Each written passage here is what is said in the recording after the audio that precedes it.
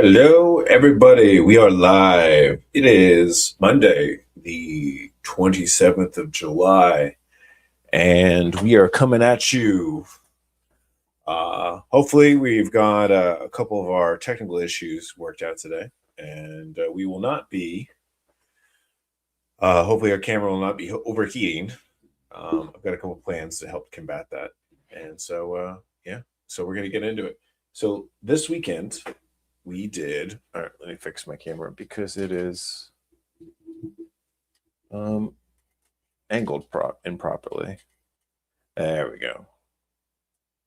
All right. Anyways, so now they're all set up. All right. So we're gonna do this live's gonna be in two parts. All right. So first of all, we're going to be kind of covering a bit of a recap of the recent video that I released this weekend, which was the video about MARSOC and how they became to be, and obviously the issues that the Marine readers had to go through institutionally, a number of different issues, and covered as much as I could in trying to keep that video as short as possible because I wasn't trying to make it like an hour long. At least for the people who edit my videos, it's hard to do that level of videos, especially when I'm making 2-hour long videos about ranking systems.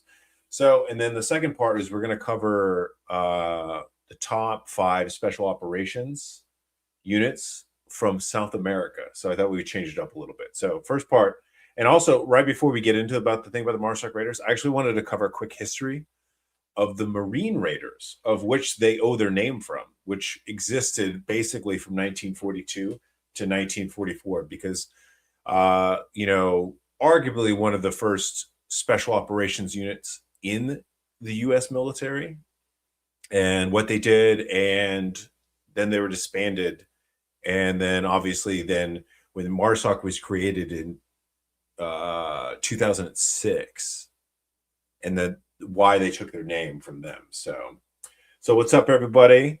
What's up, Charles Finney, Paul Thompson? What's up? Afternoon from Vegas. Love me some Vegas. Have not been in a hot second though. So, all right. So obviously we're going to be covering a couple different things. So let's go through our quick disclaimer. So remember, everything that I discuss on here is publicly available information. I know, I checked. And if you think that I'm releasing classified information, bro, just Google it. Nothing I talk about on here is you can't find through Google. Vinny, what's up, brother? All right. So now that we've gotten our quick disclaimer out of the way, and then if you don't like my opinions, in the words of Mike Ritland, you can essentially go choke yourself. So, and obviously, if you have any questions, throw it in the chat, and we will try to answer as we go, because I like to structure these as Q&As anyways. So let's talk about, before we talk about the current modern MARSOC Raiders, let's talk about the original Marine Raiders. All right. So obviously they weren't created. MARSOC was not, the Raiders were not the first unit to hold the name of the Raiders in 2006, right? There's a legacy that was actually created during World War II. So after America entered World War II in Pearl Harbor, the United States suddenly found itself fighting across thousands of miles of the Pacific Islands, and traditional infantry wasn't deemed essentially the best answer. So the Marines needed smaller units capable of moving quickly, landing on islands unexpectedly, and so essentially conducting reconnaissance, deploying to key objectives, and doing all this and disappearing before the Japanese could even react. The British had already demonstrated what Commandos could accomplish in Europe with their SAS, and the United States wanted something similar for the Pacific, which that led to the creation of the Marine Raiders in 1942. Lee Diamond Dog, what's up, brother? It's good to see you. So the first Raider Battalion was commanded by Merritt Red Mike. Actually, let's watch. I actually have a video prepared for this. Let's get into this. Let's watch a sweet video. This actually video is from Invicta. We'll watch a few minutes of this. This is not like a full-on. Actually, one second. Let me move this. All right, so we can watch this. All right, whoops, I just fucked that up. 1 second. we are going to, okay, let me throw this up here. Just when I think that I have everything on. All right.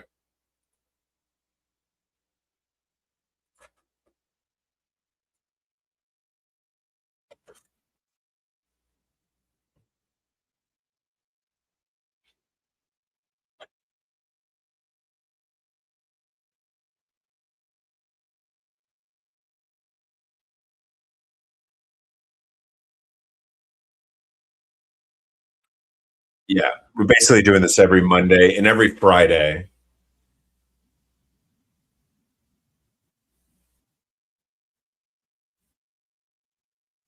Anywhere between like 1 and 3 p.m., which whatever time I get my shit together. We'll try to have a more regular time down.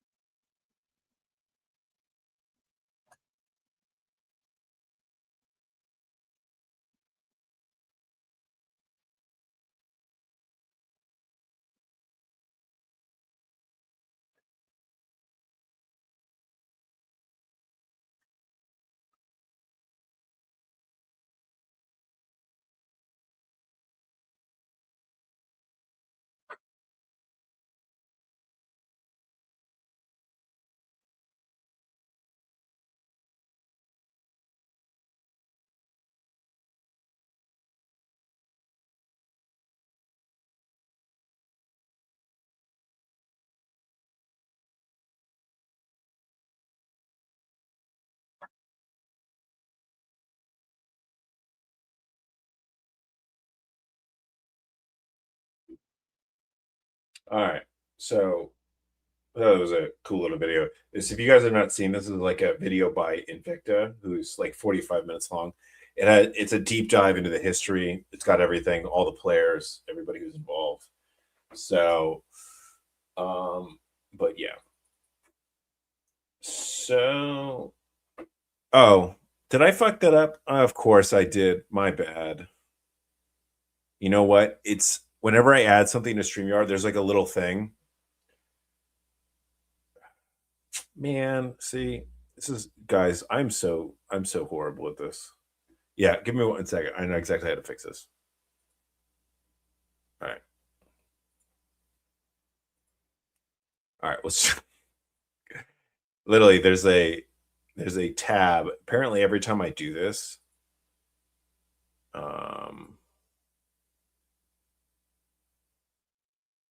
right, I just fucked it. Give me 1 second. Wow.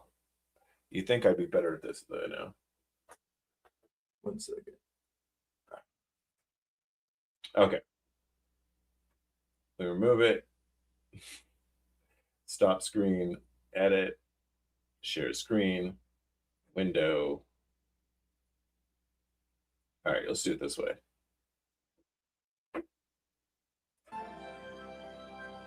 All right. In early 1942, as the Americans joined the Second World War, Axis powers were in the ascent, having swept back the Allies across the European and Pacific theaters.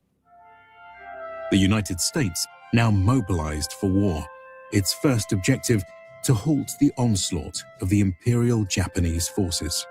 There you go. Many would contribute to this effort, but among the first into the fight would be a new purpose-built unit meant to act as the tip of the spear. An elite within an elite, inspired by the British Commandos and the Chinese communist guerrillas. They were born as America's first special operations troops, from whose lineage would come the US Special Forces of today. Armed with a unique kit, innovative organization, and experimental tactics, their baptism by fire would come in the dawn of the Pacific War. Here, they fought in virtually every island-hopping event and made the first landing on Japan. From the Makin Island raid to the Battle of Bloody Ridge, the Long Patrol, and more. This unit's soldiers and commandos would distinguish themselves with 7 Medals of Honor, 141 Navy Crosses, 330 Silver Stars, and countless other accolades. Truly, they were a force to be reckoned with, and certainly to be remembered.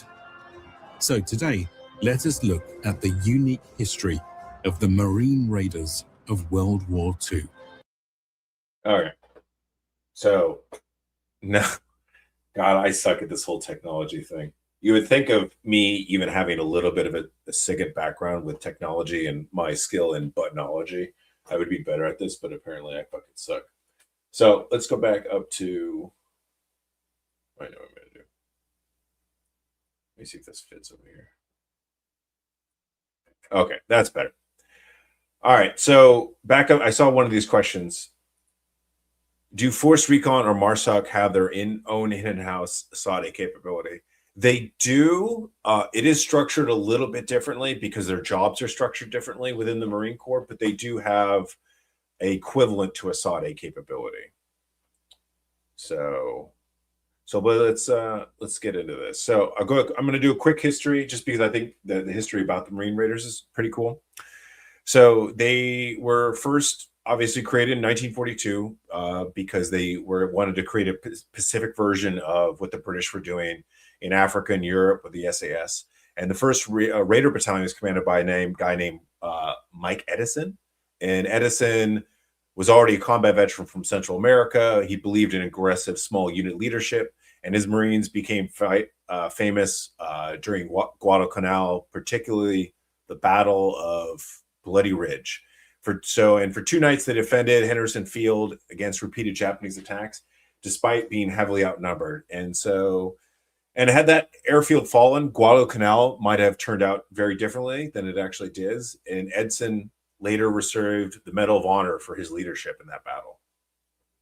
So, and then the second famous Raider was the second famous Raider commander was a guy named Evans Carlson. Carlson had a very different philosophy. He had served in China and was heavily influenced by Chinese guerrilla warfare. And his battalion emphasized initiative, decentralized leadership, long-range patrols, and teamwork, which is basically the kind of like the ethos or like the groundwork for all modern special operations, which is that initiative, decentralized leadership. Because most special operations, once they're deployed, they're in mission, they can't call back and ask for orders. They have to figure it out on the ground. And so you can see where a lot of this kind of started and how it's sort of taught and helped to define what modern special operations is nowadays. Out of pocket, but this is a 30-minute call, a 1-minute thing, or does it lead possible one-on-one coaching and training? Obviously, time is a short resource. Yes. Okay, so this is a good question. So no. So what I do is this is regard to my consultation calls. So it allows people to, if you have something that you just want to discuss with me, we discuss it, right? And then people who want to do training, we also discuss what you're looking for in the training, and then what money you have spent, and if you want to take, if you want to do one-on-one coaching, like on a monthly rate, the cost of that consultation actually goes into your first month of coaching. So if you ever want to do, so the consultation call, whatever you want to talk about, is I have a lot of people who just want to talk for 30 minutes about something that's going on in their life that I can possibly give some advice with.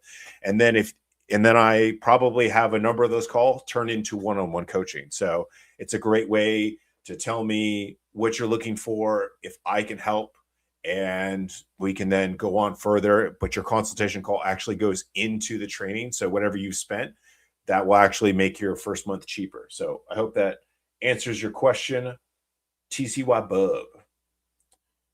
I think there would be no, I don't think, I think there'd be no special forces without the Brits, Commandos, French, Belgians, U.S. Rangers were formed by then in Scotland. Yes, Rogers Rangers, the British SAS. Honestly, the British SAS are really the birthplace of all kind of modern special operations. You can see even the Marine Raiders took a page off the British SAS, and Delta Force. Everybody just we the British SAS we have pretty much to thank for all really special operations throughout the world. To be honestly, at this point.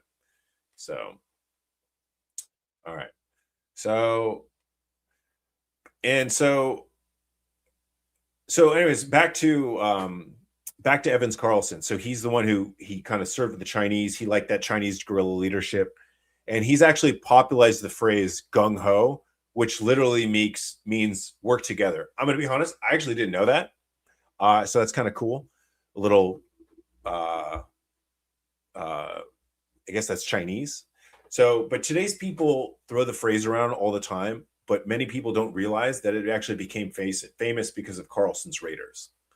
So, obviously, there was one of the most famous operations was the Makin Island raid in August of 1942. The mission was designed to destroy Japanese facilities and gather intelligence and force Japan to divert troops away from Guadalcanal.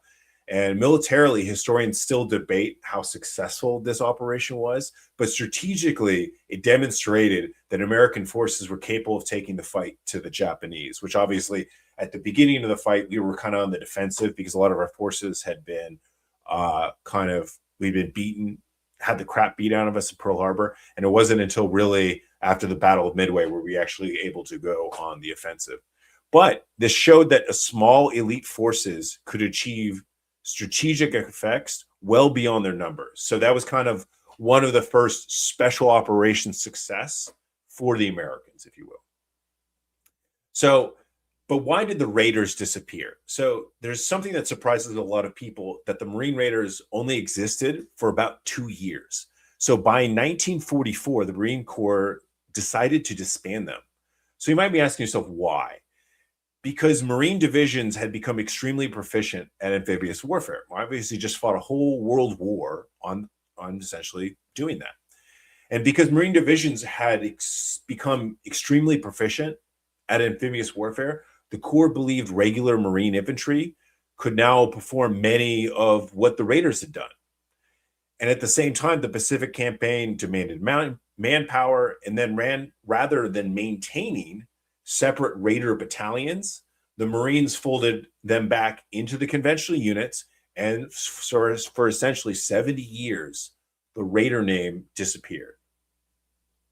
But I'll ask you guys this, and you guys can answer this in the comments. If the Raiders had never been disbanded, do you think that today's Marine Corps would look very different, look any different at all? Or was disbanding them actually the correct decision? Let me know in the chat.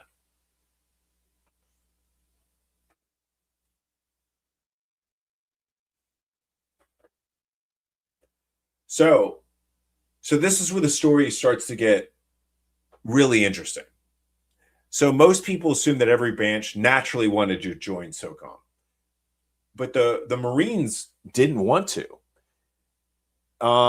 So after SOCOM after Operation Eagle Claw,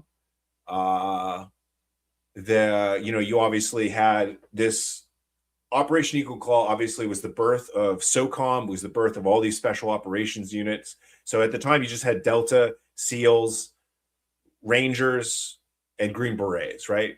Because of Operation Eagle Claw, we created the 160th, we created ISA, we created JSOC, AFSOC was eventually created, and basically all these different special operations unit then fell under SOCOM and JSOC, and all these capabilities were, and every branch joined in, everybody except the Marines. So, and the Marine Corps decided to remain outside of SOCOM.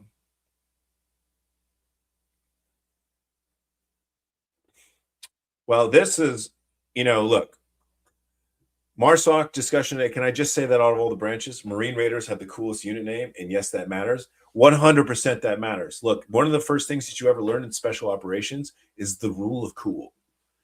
Because if you don't look cool, and obviously you don't sound cool, then what's the fucking point, right? I digress. So obviously, because of Donald Rumsfeld and some other pressures that were going on, the Marines were basically forced to create MARSOC and to join the Special Operations Community in the Greater SOCOM. So do you guys think that the Marine Corps should have joined SOCOM earlier, or they shouldn't have joined at all? Because I know in a lot of these comments that I got on my video, people were saying like, oh, the Marines are already elite. We didn't need more elite units, right? And my response to that is, I'm sure the Rangers, the Green Berets, and the Navy SEALs, and essentially all what is now Tier 2 Special Operations, felt the same way. We already have elite units. We don't need more elite units. Thus, we have all these Tier 1 units, and now all these Special Operations units are now Tier 2, and now we have more elite units. I think that's like an American thing, you know? Why when you ask yourself, can I create something that's more elite? Absolutely. And do you think eventually we're going to create units that are more elite than Delta Force and SEAL Team 6? It's possible. I wouldn't put it behind us. Let's be honest.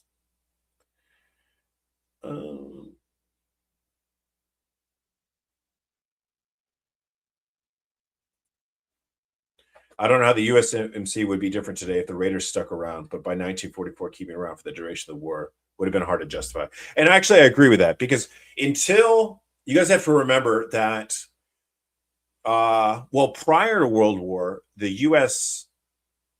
military doctrine, or how we kept forces, was we were kind of like a pacifist nation. We didn't really, I think, even entering World War I, we were rated like, our military was rated like the 19th.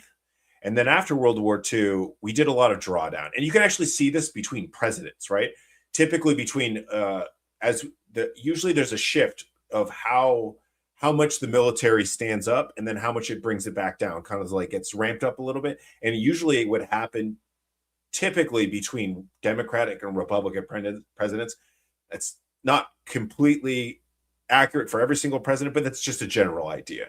And so, and after World War II, we didn't think there was going to be any wars for quite a while. So there was definitely a huge drawdown in force. So he's absolutely right. It would have definitely been hard to justify this, because at the time, you have to remember, there weren't really that much special operations around anyways. The SEALs hadn't been, what would later become the SEALs hadn't been created. The Green Berets hadn't been created. The Rangers, the Rangers were around. But yeah, with the drawdown of forces, it definitely would have been hard to do that. And that's absolutely right. Do you think that the Japanese were superior jungle fighters compared to the US, British, Aussie, and the Pacific?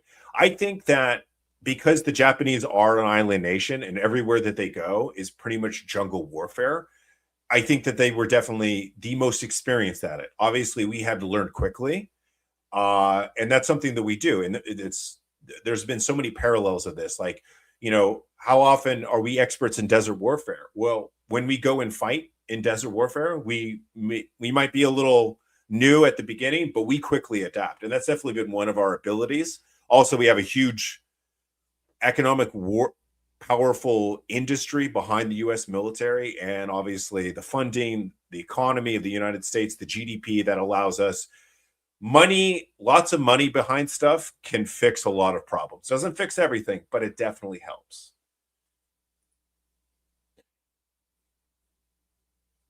Wrong decision. Like snipers, you lose institutional knowledge and you need to start from scratch, like the next Korea War. And that's also true, right? Every single time that we've done a drawdown of forces, and then whenever we've entered a new war, not only do we have to train a completely new generation who probably have not been in a war, where obviously you have some people, like say the Korean War, there's probably still some people around from World War II, but not many. A lot of the younger troops weren't a part of World War II, so they were brand new. You had some officers. Not everybody had battle experience in World War II, and basically had to train a whole new people and a whole new environment. Korea is a very different environment than Europe was, and North Africa. And same thing for Vietnam. And then obviously rolling into Desert Storm, probably the first time that we'd fought in desert warfare. in a long time. So these are all things that we always have to take into factor.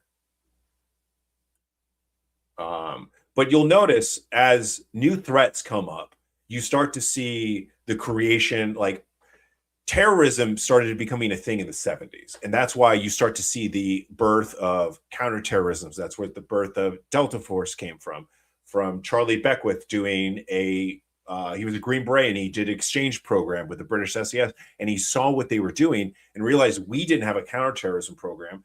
And in the 70s, there was all these terrorism going on. You had the Munich Olympics, you had these different embassies, you had the Iranian embassy in London, you had obviously Operation Eagle Claw. So these were obviously things that needed to be done. And the rise of terrorism, you start to see throughout the world, throughout Europe and all these other different places, the creation of counterterrorism units. And then obviously after the failure of Operation Eagle Claw, we realized that we needed a centralized system to control special operations and basically create almost its own branch, if you will.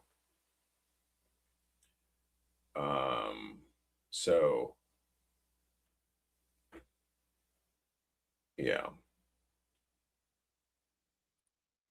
This is a good question. Do you think there will be a tier 1 unit within MARSOC? There definitely could be, right? So you've seen already, you have every branch now essentially has a tier 1 version of their tier 2 special operations in a will. Obviously, the Army, most directly from like Rangers to Delta Force, then you have Navy SEALs to SEAL Team 6. And then even within AFSOC, you have your tier 2 special, your sort of AFSOC operators, but they also have their way that they produce their tier 1 guys who go and support the tier 1 elements. So that's something they also do. So I think it's very possible that eventually MARSOC will create its own tier. Well, actually, let me go back. Well, yes, the tier, but like, for example, the Rangers created RRC, which is essentially their tier 1 version. The Green Berets, the closest thing they have to a tier 1 version is essentially Delta Force, right? And then ISA is its own kind of very unique thing, right? As a Green Beret, a lot of Green Berets either go to Delta Force or they go to ISA if they want to continue going up that ladder. So they kind of have two options, if you will, there. But I do think it's very possible.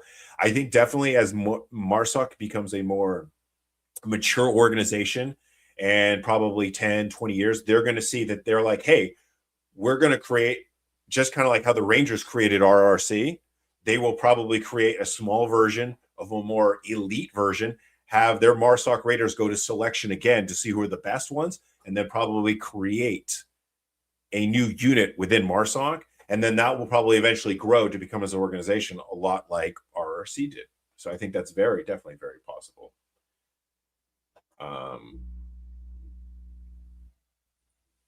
Do you think that people that grew up in the woods would have skills compatible for jungle training? I think that you have definitely a familiarization, but a lot of the things you'd be surprised, like little, if you, it definitely helps to have familiarization. So,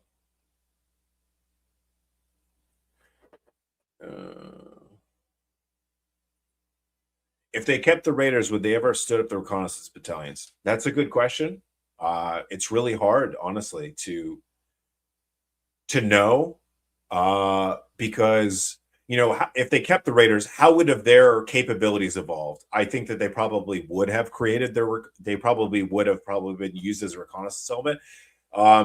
But think about it like this, okay? So anybody knows Delta Force and SEAL Team 6 both have reconnaissance guys within the unit, and they're assaulters first. And then once you've done like 3 years as an assaulter, you can then go on to what's considered an advanced job within SEAL Team 6 and Delta, which is becoming a recce guy, which is your reconnaissance. You still do assaulting, but you're kind of like an advanced journeyman, if you will. But SEAL Team 6 and DevGru actually do it differently. So DevGru has it kind of similar how the reconnaissance platoons are. Well, sort of. Their recce guys are within the actual assault troops.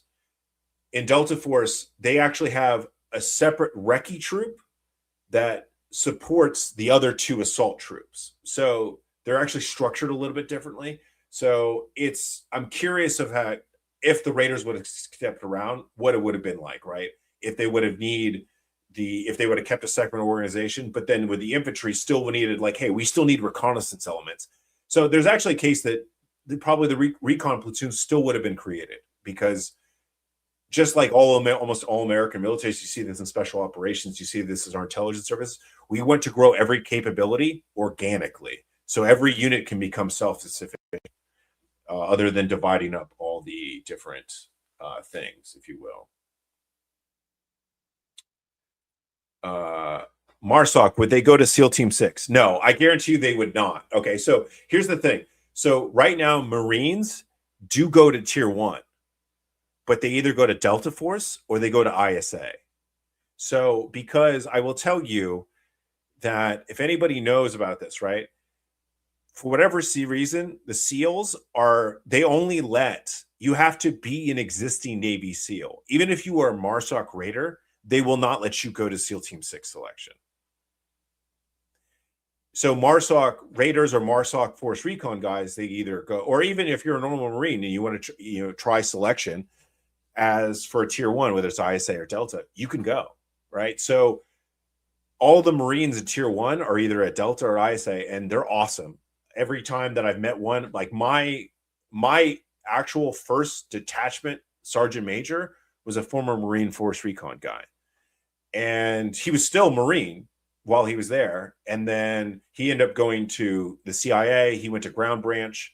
And then one of my closest friends at Delta, when I worked with C Squadron, which I didn't even know for about a year until I came down, and I was down there for an operation or training operation. We were doing this Halo jump, and there was an award ceremony after the Halo jump, and he was getting an award. And I found out that this guy I had known for a year and had been hanging out with, become really good friends, that he was getting, after we did the jump, he went into the squadron hangar, and put on his dress uniform, and he came out in a Marine dress uniform. And I was like, bro, you're a Marine? He's like, yeah. And it turns out he was one of the guys from Benghazi.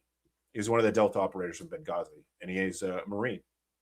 So SEALs and Marines don't exactly have the best relationship. So they either continue going to Delta or ISA, or the Marines will eventually create their own organic Tier 1 unit, if you will. That would be my guess of what would happen. So all right. So I have met a lot of Raiders, right? And the Raiders, I can tell you from where they started to where they are now, they have vastly improved, right?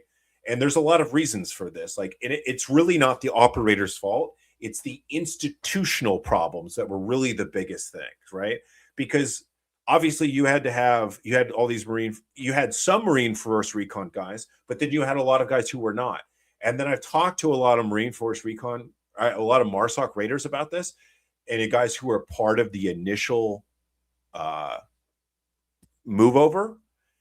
And there was actually a lot of friction between the guys who were showing up, passing selection, and going to OTC as Raiders. There was apparently, like, the Marine Force Recon guys apparently didn't treat the non-Force Recon guys, even though they passed selection and went through Raider OTC. They were not treating them very well, because they're like, hey, you're not Force Recon, you're not the same. So this happens at every organization. This happens at ISA. This happens at a lot of special operations.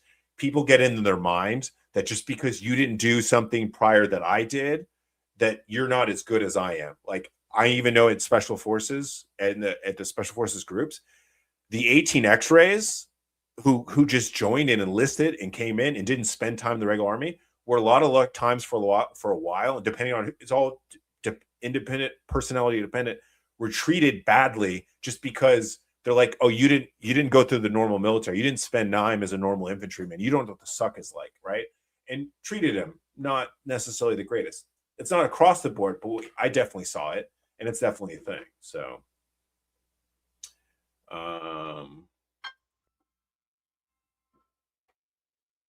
anyways, can confirm on the MARSOC situation, two of my buds who are in CAG are now there from the Marines.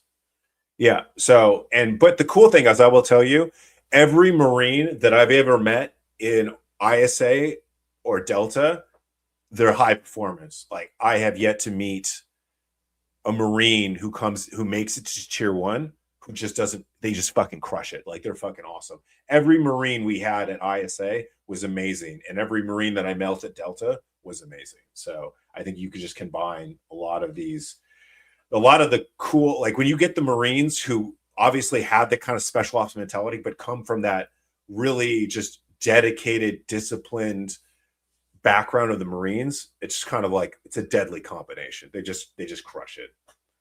So surely for a tier 1 unit, you would want as many people from many backgrounds as it causes compounded knowledge, which making SEAL Team 6 exclusive make it more toxic. I think there's a lot of factors of why SEAL Team 6 is a little on the toxic side. Because already, if any, look, this is just my opinion, and this is just based on my experience, right? And this is not like, they're amazing Navy SEALs. Like the Navy SEALs are awesome, right? In my experience, generally across units, I have seen the most amount of toxicity that comes from the normal SEALs, right? And then that level of toxicity then comes up into SEAL Team 6. And then that obviously there's a lot of SEALs who are amazing. There's like obviously Red Squadron, I think, has a better reputation than Blue Squadron does as far as treating its people, how it support, everything like that. And even Delta, like B Squadron is, I think it's known as like the Ranger Regiment of Delta. And then you have A Squadron and C Squadron, which are way more laid back, especially C Squadron. They're kind of like the surfer boys. So in terms of organization for the Green Berets, is it better to have candidates be former Big Army or 18 X-ray? Look, so unfortunately, the Green Berets are at a bit of they need more Green Berets. They're a bit of a recruiting crisis, right? So they can't fill their slots without the 18 X-ray program. Does it help to experience the normal Army and then become an 18 X or then become an 18 series? Yes, it does. But you can't fill the ranks of the Green Berets without the 18 X-ray program right now. Like, because even with that 18 X-ray program, they're kind of struggling to get. And part of the reason is marketing, advertising. Like if you look at because both the Rangers and the Green Berets both have their own like Instagram accounts and everything like that to help advertise for people to come to selection, to do option 40, do 18 X-ray, or just if you're already in the military, already come to RASP or SFAS. The Rangers have a much better social media. Whoever's running their social media doing way better than the Green Berets are, right? In advertising and helping them come. So does it help? Absolutely, for Green Beret to have regular Army experience. But is it still better? Would you rather have a Green Beret with that training who passed the SFAS, who went through the Q course, that has the training, than not have one at all? Yeah, that's going to be better, right? So it is what it is. So our Marines and ISA from Force Recon, so they can come from anywhere. So you can go to ISA or Delta Selection and not be a tier 2 operator. Like there have been cooks and people who are not even from combat or intelligence MOSs who have come and made Delta Force Selection as assaulters / operators. So you can come and try out. What they do is, obviously you have to have a really good resume and you have to perform really well on the initial PT test, because what they do is they take each class is like, let's say it's like 100 people, right? What they do is they have thousands of people who apply, but they can only take the top 100 candidates. So who they choose is they choose from the best resumes. So obviously if you're a tier 2 operator, you're probably going to be a little bit higher up on that list. But so like they definitely send people who, like I said, I've met a guy who was a cook once who made it as a Delta Force assaulter, and different things like that. So do majority of the guys that we get to tier 1 come from Force Recon? Yes. But we definitely get normal Marines who decided just like, screw it, I'm going to go to selection. And especially prior to 2006, because there was no Marine Special Operations. So the only way they could go, because they can't become SEALs. So Marine Force Recon, especially prior to 2006, would either come to Delta or they would come to ISA.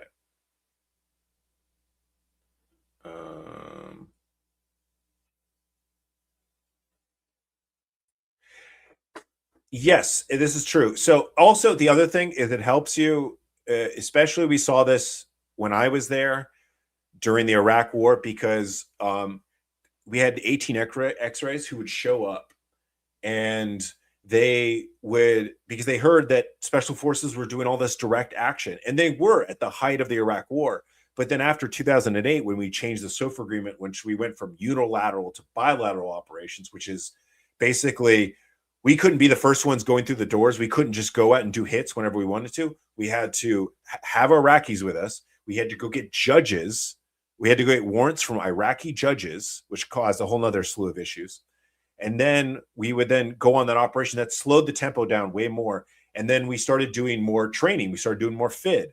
And when you had 18 X-rays who showed up, who had never been in the regular army, and now they were upset because they thought that when they were going through training, we'd just be doing direct action. And now we're not really doing that as much anymore.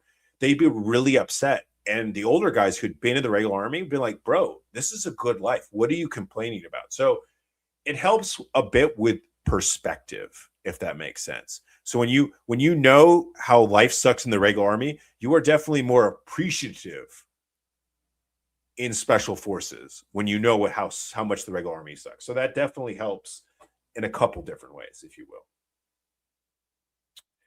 Do you recommend to try for National Guard SF while working for an alphabet organization? So if you want to, so here's the thing.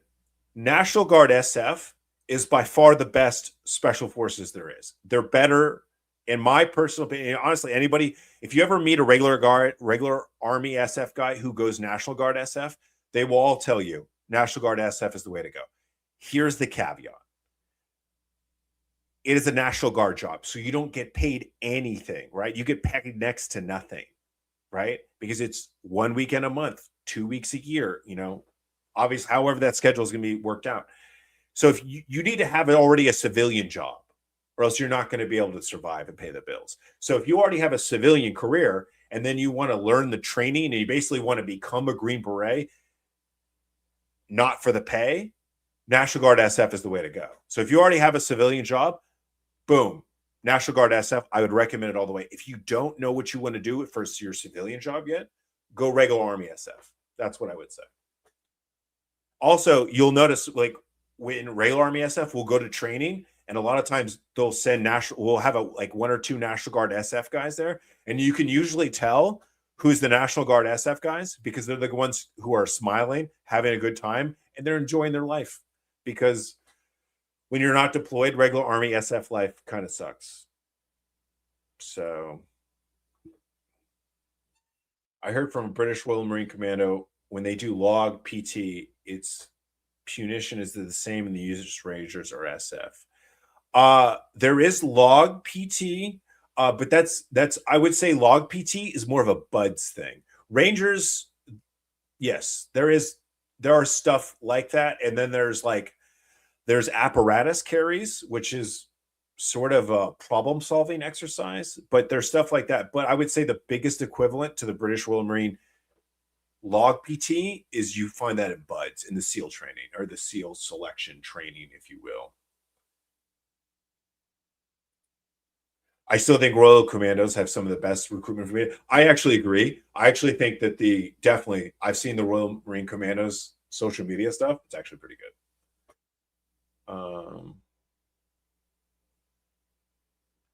I'd also say, okay, so by any chance, do you know Eric Miura's or any of the prior TFO dudes that have published books? As a matter of fact, I know Eric Miura's very well, and I'll tell you how I know Eric Miura's. Eric Miura's, I'm sorry, Miura's, I'm probably saying it a little off first, was one of my instructors in OTC. So I went to selection, and for my 11th month OTC selection, Eric Miura's was one of my instructors. So I know Eric Miura's actually very well. And and it's funny because I did the Team House podcast, and I actually didn't know that he had done it as well until Jack Murphy told me, I just happened to see, he's like, oh, did you mention? I was like, no, I didn't. And I actually went and watched Eric's episode. So yes. Ranger social media marketing is wild. Who's running that needs a raise. Absolutely. The Green Berets need to hire whoever the Rangers dude is doing it. So yeah, it is what it is. Okay. So obviously we get more into the MARSOC, right? They're created in 2006, there was a lot of fear going on, right? They're like, why the Marines were so resistant to the whole MARSOC thing, right? And they were like, every Marine is elite. We don't need an elite force, right?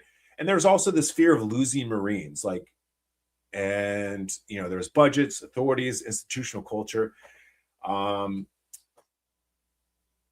It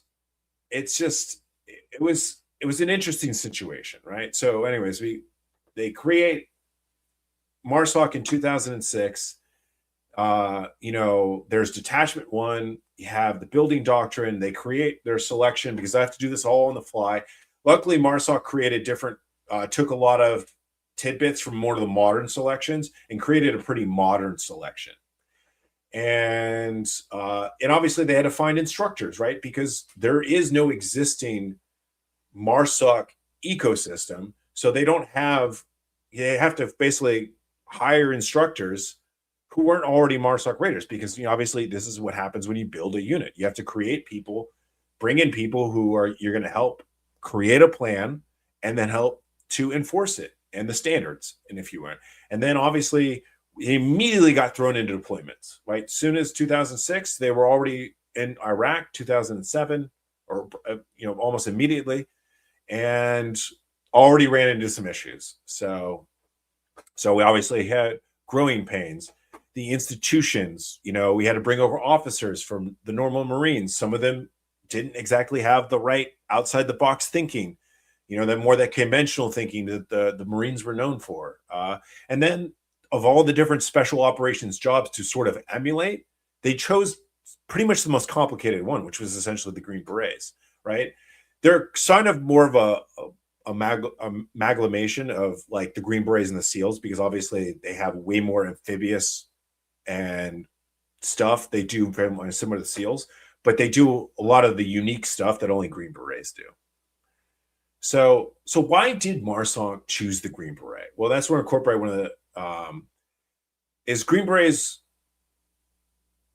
were being so successful at this time, because remember, this from 2001 to 2005, outside of the tier 1 units, the most successful special operations unit was the Green Berets, right? Because you have to think about it. So once we were done with the invasion of Iraq, obviously Afghanistan, you had 5th Group who jumped in. That's where the horse soldiers come in, and they were able to get behind enemy lines, do what they do, join up with the local fighting forces like the Northern Alliance, and then they basically create their own militia, little army, own terrorist network, and then they caused so much damage to the Taliban, right? And then you go to Iraq, where now that we've invaded, we now need to we have battle spaces. And so you could, one 12-man ODA, which could do intelligence, they could do, they could train the local Iraqi SWAT, the local Iraqi special forces. And so they were force multipliers. They have their own intelligence. And then they also have the ability to do raids and do direct action. Very few other true special operations can do that much in a single 12-man team. So they were invaluable, right? They were like by far, I think, the most effective tier 2 special operations at the time. So it makes sense when MARSOC was like, hey, one, there weren't enough Green Berets at the time, which is why they actually tried to create a new battalion. They went from 3 battalions in every special forces group to trying to create a 4th one, because they wanted unfortunately go against one of the tenet of special operations, which is mass producing special operations forces. They tried that, right? Not to the greatest success. So MARSOC was like, hey, well, SOCOM was like, hey, we need more of these. So MARSOC saw how successful they are. They saw the need, the requirement from SOCOM, and they're like, okay, we're going to create unconventional warfare, guys who can do foreign training, FID, also do intelligence sources, kind of very similar to the Green Berets. Also do direct action, And so why MARSOC mirrored. So I think this is kind of like one of the reasons why they chose that, right? Obviously, it'd been an easier route if they just chose the direct action, kind of be more like SEALs or Rangers and things like that. So, when you think about it like that, it makes sense, especially when you think about what was going on at that time.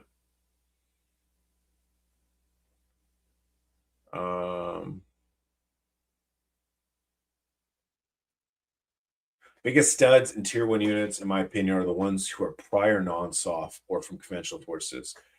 You're probably not wrong. I think it definitely gives you really good perspective to know what the normal military is like, or not being an operator, like being a support guy, kind of like myself. So yeah.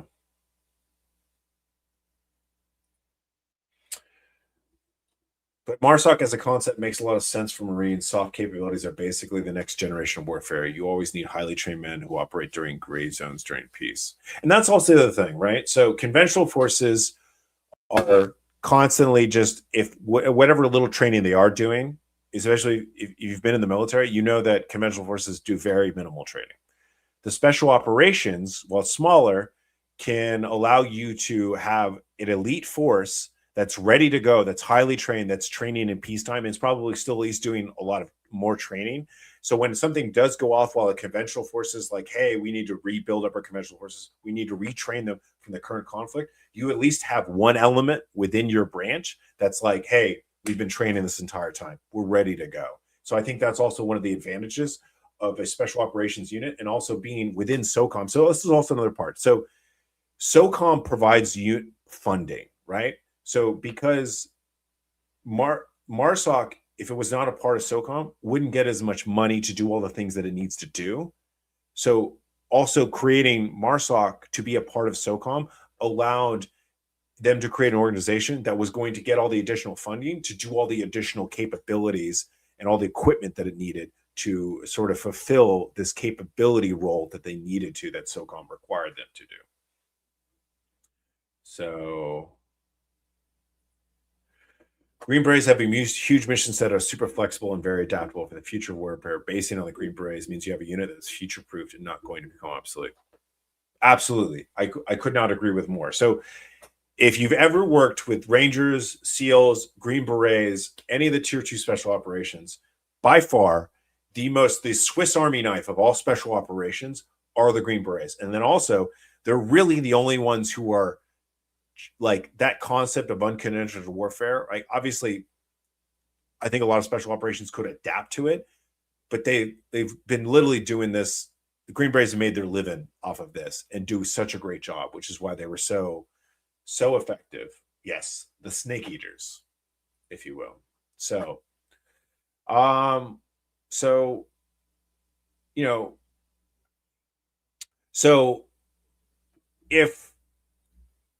what do you guys think? Do you guys think that MARSOC will eventually create a tier 1 unit? And also, what is your guys' opinion versus recon versus raiders? So one of the things I always get, especially from people who are not force recon, is that recon are not technically special operations. They are a MOS in a regular conventional line Marine unit, right? And they don't have to go through the same selection type process that essentially like your typical tier 2 special operations go. But I will tell you, every Marine Force Recon that I've ever dealt with, I can just tell you from when I was in, they are looked very highly upon in the tier 1 Army units in ISA and Delta Force. Every Marine Force Recon guy that we've ever got to these units are just awesome. So to us, they give the Force Recon guys a great name, right?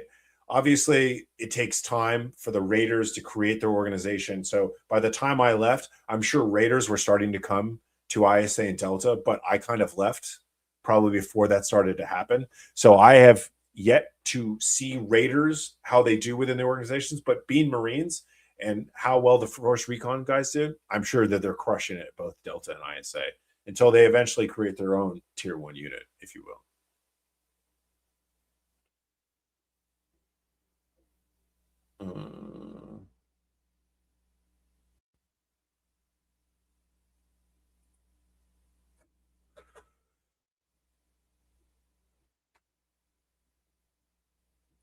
Actually, let's go back to this question. So I once talked to an old dude from MARSOC, and he basically said that the first batch of MARSOC dudes didn't have a proper pipeline, but just Force Recon's dudes being transferred. So that's what initially happened, but they also brought in other people. So they had to create this thing on the fly, because basically the order came down and was like, hey, create MARSOC, create a selection process, create ODC.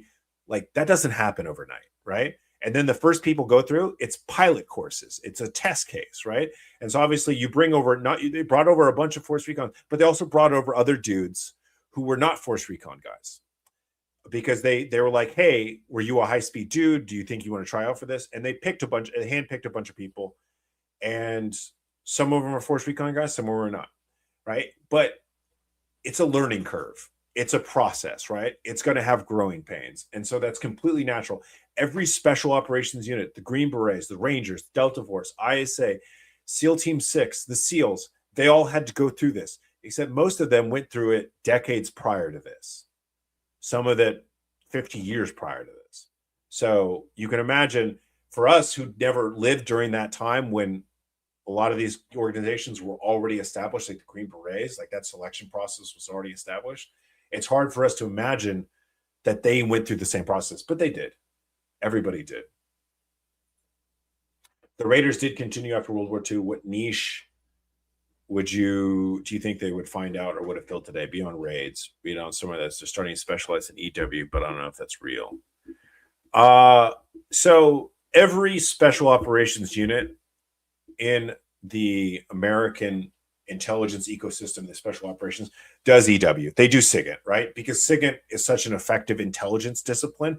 Everybody does it. Even the CIA has their own version of the NSA within it, right? So, and anybody who doesn't know, electronic warfare is sort of a version of signals intelligence. It's sort of a subset of signals intelligence. There's certain authorities that you can do EW without needing the same requirements, the same clearances to do overall signals intelligence. But that's a whole nother discussion. But a lot of people are doing it's a capability, and that's what we do in special operations in America. We grow our capabilities organically. So everybody picks up EW. Even the SEALs have EW, right? So it is what it is. Technically, Force Recon joined SOCOM back in the 80s. Would they become RSAs today, in my opinion? That's possible. Yeah. Yeah, and honestly, because RRC was created out of the Ranger bat, obviously Rangers could have kept going to Delta Force, and I think the same thing will eventually happen. What actually I think is even more of an interesting discussion. All right, so right now we have our tier 1 units. We have SEAL Team 6, we have Delta Force. Do you think that we'll eventually create a tier above that? Let's call it our tier, 0.5. I don't know the fuck you do even call it anymore, but tier S++. Basically, who's going to be our shadow force, right? Allegedly they don't exist, but anybody who knows about the Black Berets, shadow force, baby. That's who's going to do it. So, all right. So we're going to start to shift gears. All right. I'm going to ask you, let me answer these last few questions. And we're going to shift gears. We're going to start covering the South America units. All right. Because we've done a lot of the American special operations units. We've done a lot of the Europeans, obviously the British. We did a couple of the African and the Asian ones in the last live. And now we're going to cover South America, because we got to show South America a little love. Right. Because, the Latinas, they need love too, bro.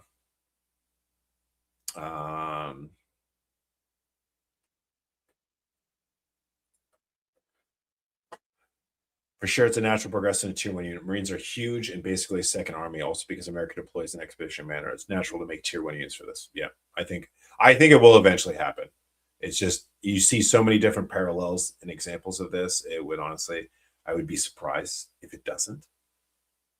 So let's go up here. Let me check my notes. All right, so we're going to go, and then MARSOC has a quasi tier 1 element called advanced support element, which technically is more like a SAUDE with a few extra steps, but they pride themselves being JSOC, often uses it. I'll be honest, I don't know much about the ASC, so it's possible. But that's, remember, that's how RRC started as RRD, which was a small detachment, and then eventually it grew into another organization. So when Army SF are doing SE with a host nation partner force, do the SF guys keep their eyes on the host nation guys from pocketing material on target? So I will tell you, in my experience of how this happens, so when you're on site and you have a partner force, you have them, other than the translators in the room, you might have like the partner force commander. Everybody else, you're going to kick out, and they're going to pull security. And then we ourselves, because we don't really trust other people to do SSE, so we will do it, and we'll have the partner forces do it, and then we will probably have their commander plus our translators in the room with us, but we do the SSE. We, in my experience, what I have experienced, we never allow the partner forces to do SSE, and that's just been my experience, if you will.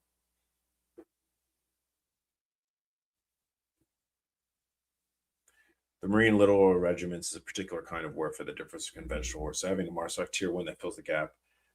With this, I see as having a no niche. Okay. If you know Ben Pappas, his Marine RSOC, or with a YouTube channel, you should link with him, Joe. He talks about leadership. I'm a big fan. I actually like Ben Pappas. I think he obviously speaks well. He's extremely intelligent. I just watched him go on the show with Jay Dolores, the Greenberry Chronicles. I think he did an awesome job. And yeah, Pappas is plus he's got a cool name, Ben Pappas, like that. Odd question: when you were at a tier 1 element, do you ever have vehicle mechanics working for you? You have everybody working for you. So the level of support at a tier 1 unit is ridiculous, right? So let's just say, all right, I'm not confirming or denying how many operators are at a tier 1 unit, but let's just say you have 200-300 operators, right? Your support element of the unit is going to be like 1,500 to 2,000 people, right? And you have everything. You have every discipline in that unit there to support the operators. Intelligence, support. Like you have, like, for example, anybody's ever been to Delta Force's facility, they have their own cafeteria, right? So you have cooks who are at Delta. You have, obviously, you have vehicles. You have experimental vehicles. So obviously you have mechanics. You have aircraft. You have aircraft mechanics. So any job you can think of, that support job exists within a tier 1 unit. It's ridiculous. You don't have to, like, for example, when I was there, anybody who's been in the military knows you have to file your paperwork for S1. Like, if you go on travel, you have to file your travel documents. While you are at a tier 1 unit, you do not file your own paperwork. You have somebody who does it for you. You have a support person who files your travel documents for you. That's probably one of the things that I missed the most when I left, was having to do my own S1 paperwork anymore. It's probably one of the saddest parts.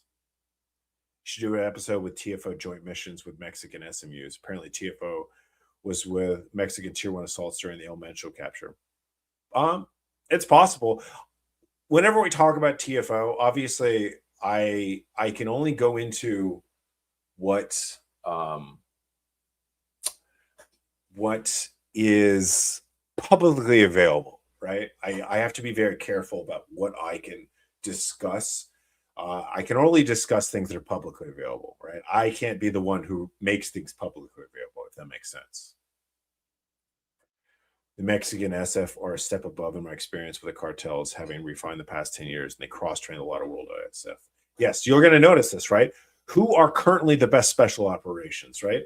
A lot of that has to deal, obviously I talk about funding quite a bit, but a lot of that is combat experience, because your unit, special operations unit, stays current and the most effective because they're actually doing real world shit. That's why a lot of the European special operations have started to fall behind, because a lot of them, they don't do anything outside of their country, right? So they're just doing training. And Japan has this problem. South Korea has this problem. They only train for their own defense. So if you're not out there doing all the things that we're doing, which is going out throughout the world and blowing shit up and getting into fights, I know a lot of people are like, "Hey, America gets into so much shit." Well, yeah, but it's some downsides. But the upsides is we have the most up-to-date TTPs, which is tactics. What does TTP stand for? Technical tactics and procedures. I forget what the other second T is. Whatever. You know what I'm talking about. Somebody explain out what exactly TTP was, because I forget the acronym off the top of my head. But basically, how you do things, we update that, right? Like Delta Force and SEAL Team 6 changed how we do raids. Like we used to go loud and banging in, right? But then they realized, like, hey, unless there's a hostage involved, we sneak in, right? There's no point to go loud, because when you do, they know you're there and they can set up barricades, set up kill, things, all those different things. So the most effective units, whether it's the Israelis, it's the Mexicans, Ukrainian special operations, getting tons of combat experience, right?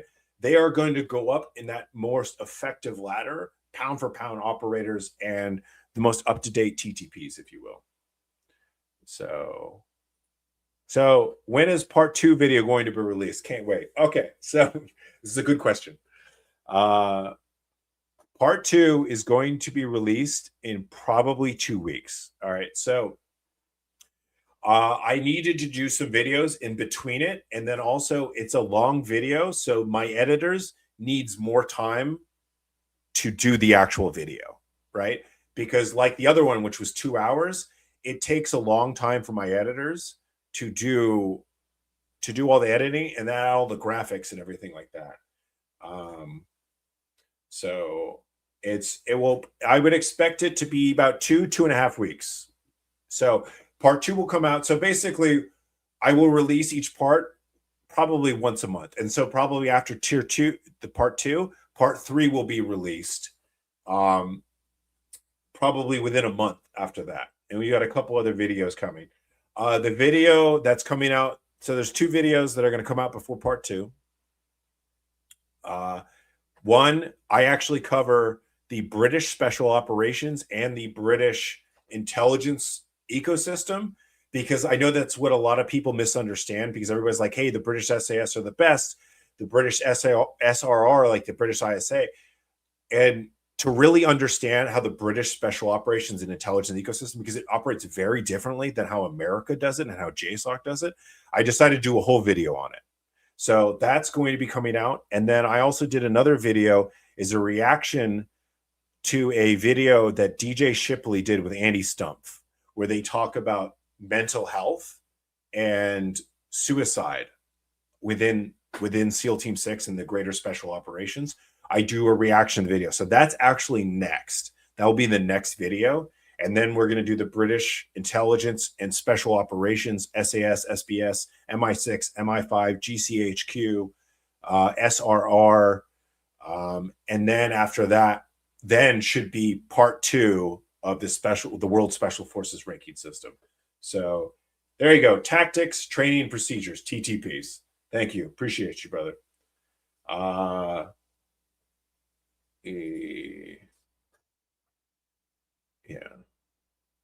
Yeah. So you got to remember that, like when a lot of these units, especially GSG9, GIGN, they were doing counterterrorism. They started back in they saw the issues in the 70s, so they've been doing counterterrorism. So as we stand up our counterterrorism units, we're going to be doing training with units who've already been doing counterterrorism. So, hey, Jean-Pierre, what's up, brother? Hey, so I just had a consultation with Jean-Pierre earlier today, and he's thank you again. I appreciate you, brother. And then I actually appreciate our phone call. I hope I was able to be as much value add, and thank you for the $10, brother. I really appreciate that. So completely off topic. How do you feel about the whole flock camera implementation happening in the country? What is the flock camera? I feel I am uninformed. Can someone tell me what the flock camera implementation is? Or do I need to Google this? Are we Googling? Let's Google. All right. What is flock camera? See, look, I am willing to admit when I don't know things.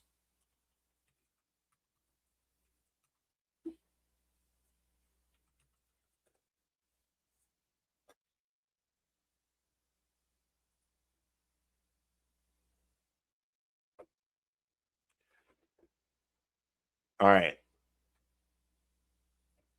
What is? See, look, I learn something new every single day.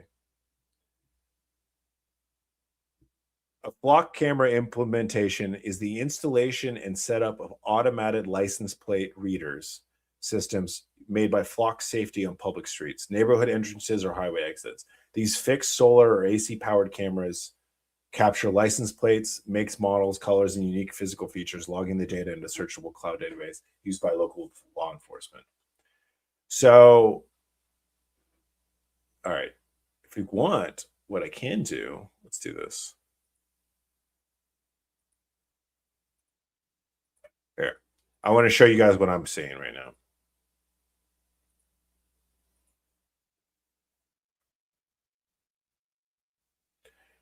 All right, so I don't know if you guys can see that.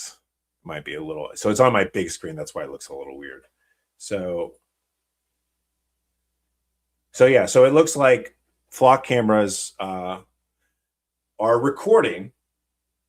You know, implement, obviously it helps a sort of a surveillance system within the United States. Look, there's a lot of conversations that you can have about the big brother, you know, our freedoms of privacy and everything like that. But I think generally, if you're out in public, right, because that's kind of like where your privacy rules no longer apply, is once you're out in public, just like someone can record you with their camera. If you're out in public, you can't be like, oh, you can't record me. Like, no, if you're out in public, there's the assumption that you can be recorded, right?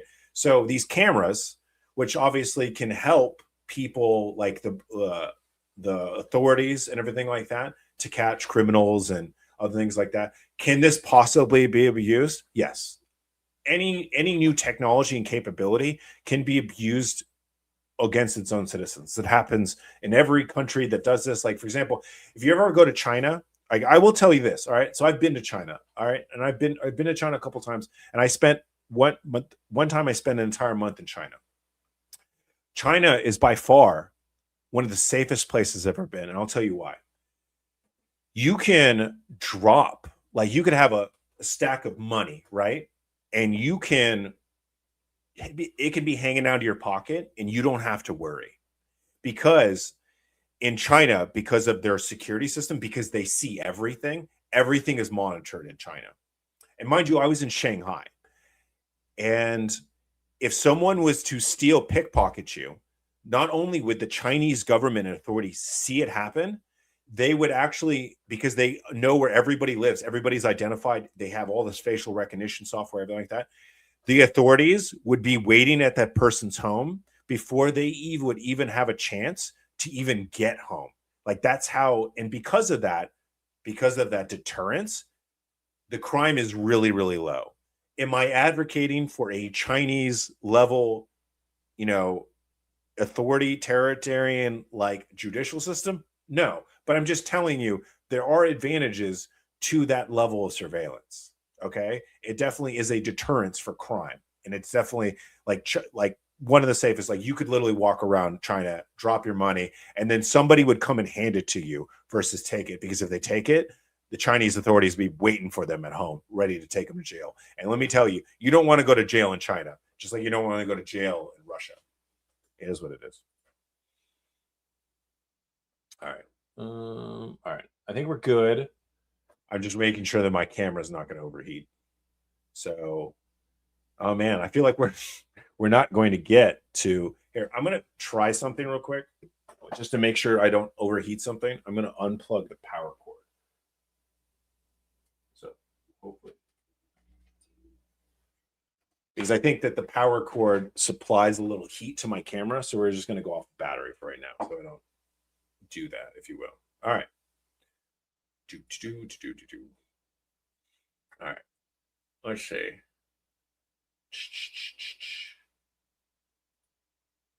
I'm British, and I personally don't get the hype around SAS. I do feel the regiment has fallen off the GWAT. A lost sophist pioneer their own capabilities and veered off from the SAS model. Yes, and that's absolutely correct. But you got to remember, a lot of people don't know this stuff.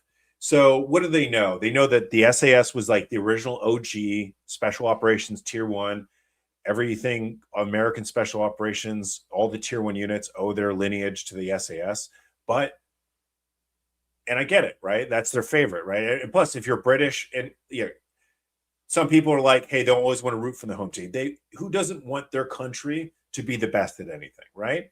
Why do you think Canada's so angry with us now? Because we took hockey from them, both men's and women's. It is what it is. Everybody wants to be the best in it.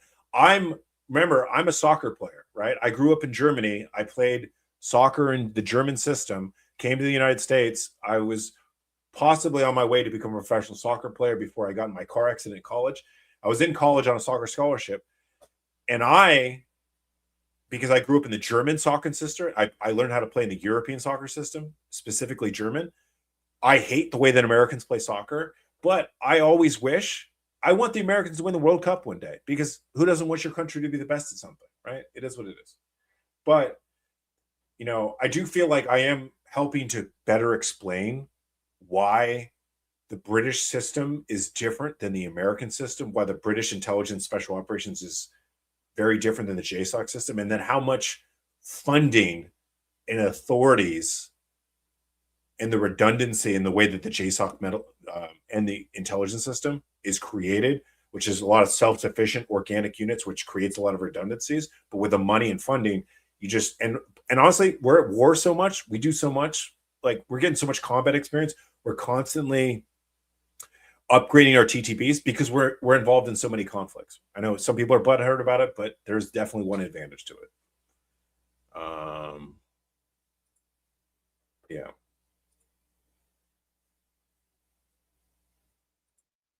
Yes. Anybody who's never been to Shanghai is like the coolest thing. So imagine Shanghai is like New York on steroids. Like if you're sitting in a skyscraper and you look over the horizon, like there's skyscrapers, the city like goes off into the horizon. I'm telling you, Shanghai is just ridiculous. And it's so modern and so clean. One of the coolest places I've ever been. Beijing is a little bit different, but Shanghai, definitely one of the coolest places there is. All right. So let's get into this. All right. Now we're going to go into our special operations. All right. So I figured of all of South America, we should cover, and not just because I have a Brazilian girlfriend, but they are the largest military within South America. So we are going to cover Brazil first. And I have a video, Eine Moment, bitter.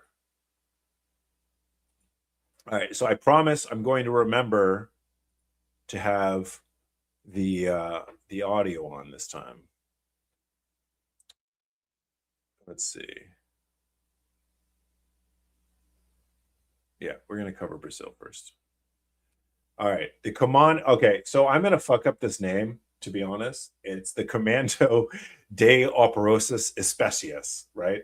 Obviously, you can tell that's special operations. So let's put this video up. Let's remove, stop screen. All right, share screen.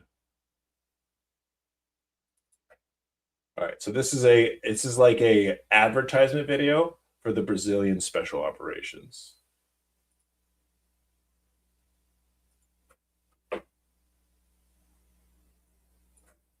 So this is like their cool guy video, if you will.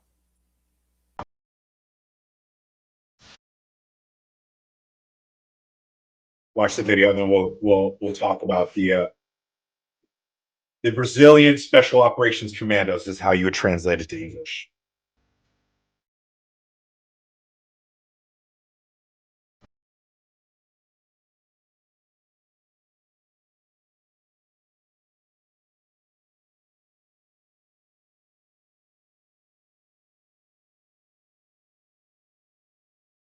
Use it today.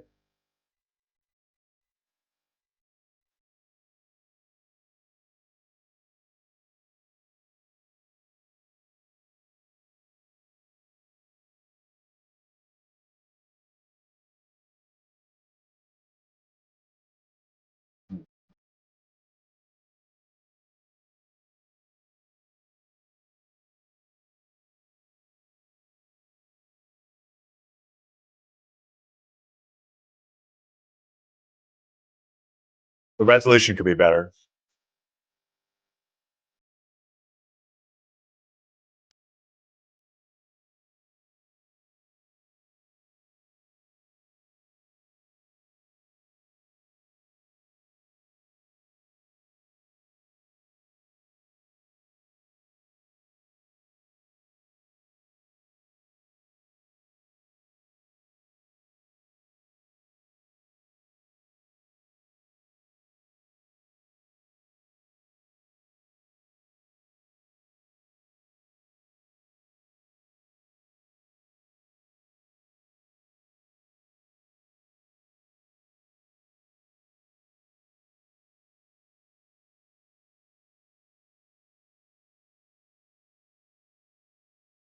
All right, that's the closest video I can find. All right, so Brazil has the largest military in South America. It also it also possesses one of the continent's broadest special operations ecosystems. So Brazil maintains Army commandos and special forces. They also have Navy combat divers, Air Force rescue capability, kind of like equivalent to our pararescue. They have aviation support, intelligence organization, and they actually have specialized law enforcement units, which I believe is what really that video was about the COD. So so inside the army system, the commandos are generally more oriented toward direct action, raids, and offensive missions. So the special forces side is more oriented towards intelligence, unconventional operations with like partner forces and your indirect missions, kind of similar to your like Green Berets kind of style of things. So Brazil's first advantage for their special operations among South American special operations organizations is their scale, right? It has more personnel, it has more infrastructure, it has more institutional depth, and well, then more than most of its regional neighbors.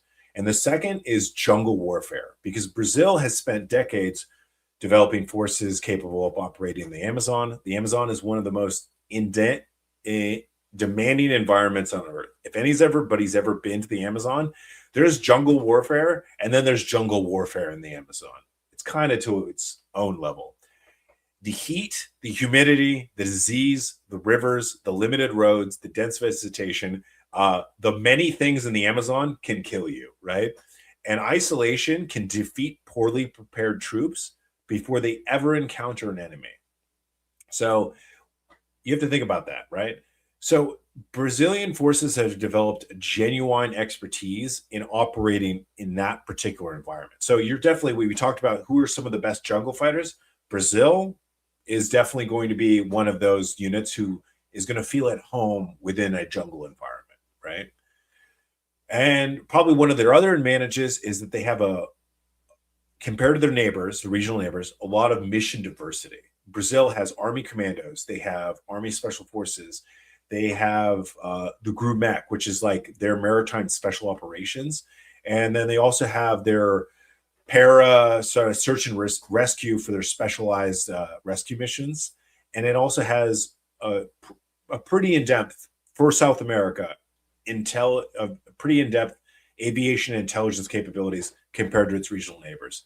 And the fourth, or one of the other advantages, is strategic depth. Brazil has a large defense establishment, domestic industry, and national resources that smaller countries cannot match. Very similar how the United States compares to other special operations units in the organizations of the world. Brazil is kind of like that in comparison to the rest of South America, if you will, right? So one of their biggest limitations is sustained combat exposure, right? And you're going to see this a lot of nations who are not us, who are not Israel, who are not currently in wars. Mexico with the cartels, Ukraine, Israel. they don't have that much real world combat experience. They conduct real security operations and they have some personnel deployed. However, its special military operations community is not as experienced as, like, say, the sustained counterinsurgency campaign as, say, like the Colombian special operations is, right? Because they have to deal with a lot of the drug cartels in Colombia. There's a lot of arguments that the Colombian special operations more have more combat experience than them. So you can draw a lot of similarities and parallels to how some other comparisons of other special operations between the United States and Europe and different things like that. And there can also be challenges with integration because specialized units are spread across different services and different organizations, right? Kind of similar that how the British do things where each one has kind of like their defined line and they don't really step in each other's categories, right? Unlike in America where we sort of everybody's got, while there's specializations of each unit, everybody kind of borrows a little bit of capability from each unit to be a very self-sustaining unit. So the question is for you guys, if you will, having said most of this, we're going to vote on where on this list, based off of what I have deemed are the rating system and the metrics that we're going off of, what would you put Brazil's? So if we were to do for part 2 or part 3, whichever they're going to show up, not going to give it away, where would you guys put Brazil's camo? So in this, type in 1 for S tier, type in 2 for A tier, type 3 for B tier, type 4 for C tier. Oh, I am actually going to add a D tier for part 2 and part 3 because I think that it's there's a couple units that we're adding that I think will need to be that we might possibly need to go as low as a D tier if we want to include a lot of the units that people have asked me to include. So don't type A, you have to type the number. So if it's A tier, you need to type 2, if you will.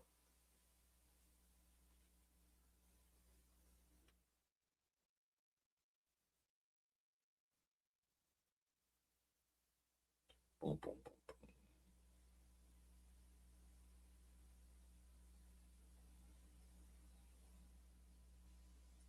All right.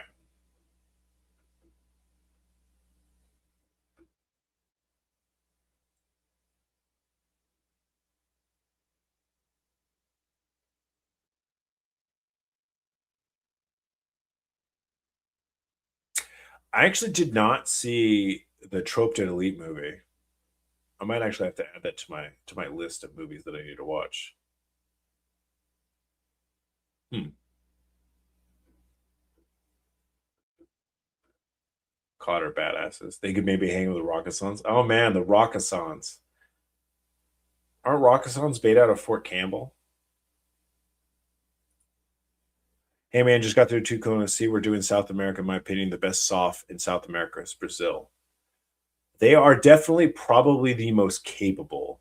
I would think the only downside to them is their lack of like real world combat experience that some of like the Mexican and I know Mexico is Central America, but like Colombians have over them, right? So, but where do you weigh that as far as an overall capability of an organization? So that's the dude.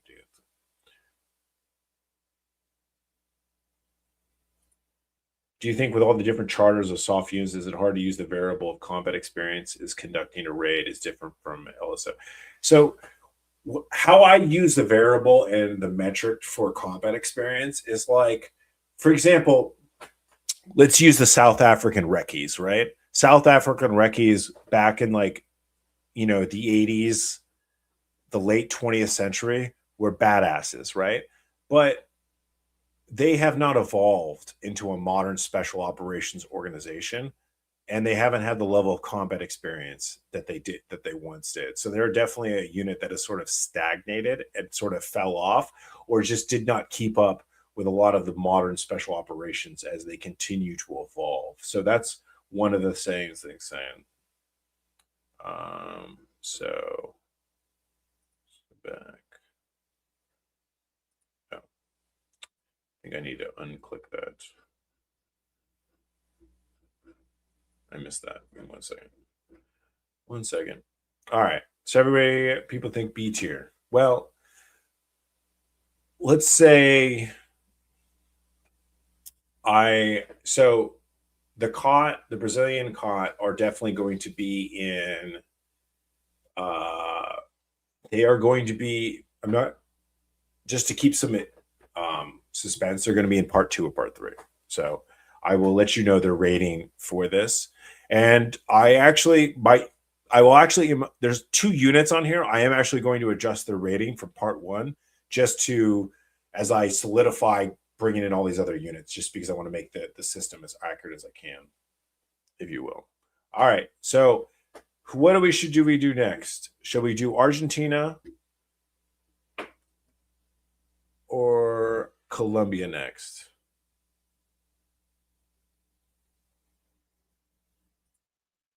One of the reasons why people will say Colombia is the best is because they're getting a lot of real world experience over a lot of the other special operations. I know, I'm an asshole. That's what I do, right? But if I tell you now, you guys aren't going to tune in for the episode. You're going to say like, "Screw you! I'm not going to watch your fucking video," right? So I need somebody to watch these videos, or else YouTube's like, "Hey, you suck," and I'm not going to push this video. So I gotta play the system. I gotta play the game. I'm not apologizing for it. So they do. Okay, so they don't. They're not involved in the cartel stuff as much as the Colombian special operations, right? So they have their own domestic police stuff that deals with a lot of the cartels within the country. Occasionally, the special operations organizations do help out, but it's not like what's going like what is going on in Colombia, if you will. All right, so let me move that, move that. All right, so let's go on to Argentina, and then we'll do Colombia. Let's just go in the order of the way that I have it. All right. So let's see. Argentina. Argentina. Let me pull up my notes. Make sure I don't miss anything. All right. So Argentina's Compañía de Comandos 601. So your Argentina Commando Company, the 601st Company Commandos.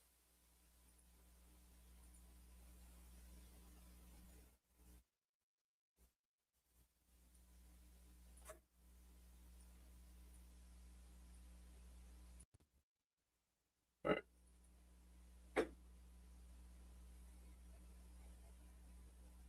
Let me remove widgets. All right. All right.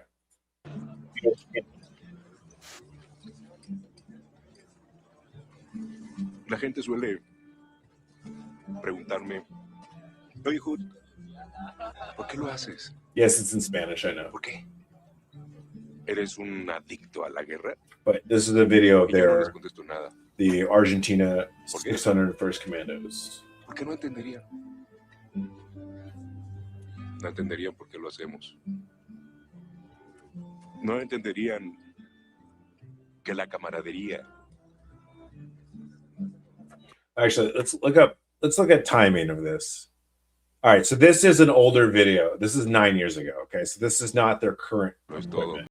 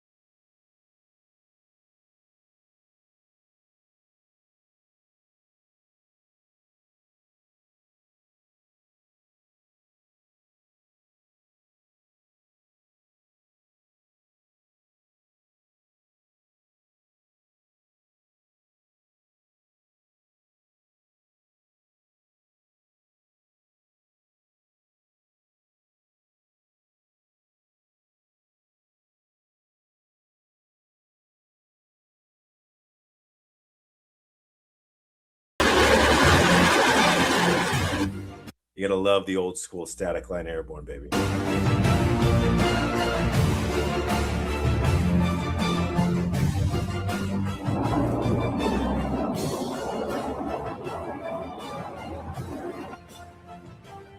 Mass tack.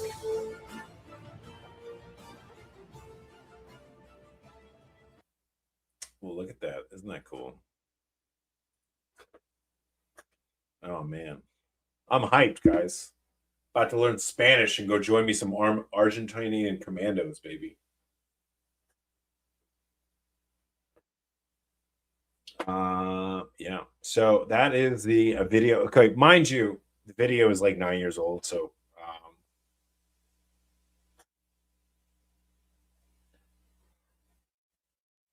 all right. Well, let's just 1 second. All right. All right. Let me answer this before we actually go into the Argentina 601st Commandos. Where would you rank Czech Special Operations Group in Europe? I heard they worked in tight with Green Berets and other units. So, a lot of European special operations and a lot of special operations throughout the world, but especially in Europe, work a lot with American special operations, specifically Green Berets, because there's an entire battalion of Green Berets in Germany. So when you are in its 1st Battalion 10th Group is in Stuttgart. They work a lot with the European special operations, and they train with all these different European special operations. So the Europeans get a lot of training with the Green Berets, and a lot of these European countries do have training with Green Berets. So they definitely have that, right? But where the Czech kind of fall short is, one, they don't really get involved in any conflicts. They're not really going anything. They're not really joining us in a lot of the things that we do throughout the world. So they don't have that much real world combat experience. And then also the budget, the Czech military's budget is not the largest. So while they, as an individual operator, and they have some American training, they're definitely not going to be very, I will just tell you, they're not going to be very high on this list because of the lack of real combat experience, the lack of funding, and the overall their intelligence governmental structure that supports the Special Operations Unit is not that extensive. So, yeah. Is it true that Sade is going away? To be honest, I don't know. I'm not. That's the one thing, is a lot of my knowledge is going to be eventually outdated. And with every day that my knowledge becomes more and more outdated, because I'm no longer inside those units anymore. I hear things from people who are occasionally inside those units, but I don't necessarily know of everything that's coming out of those units.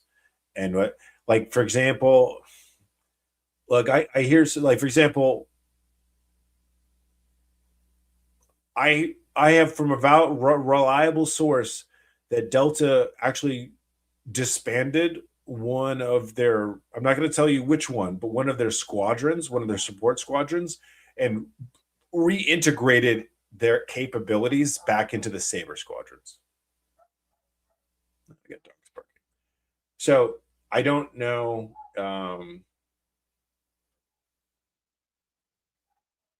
Yeah.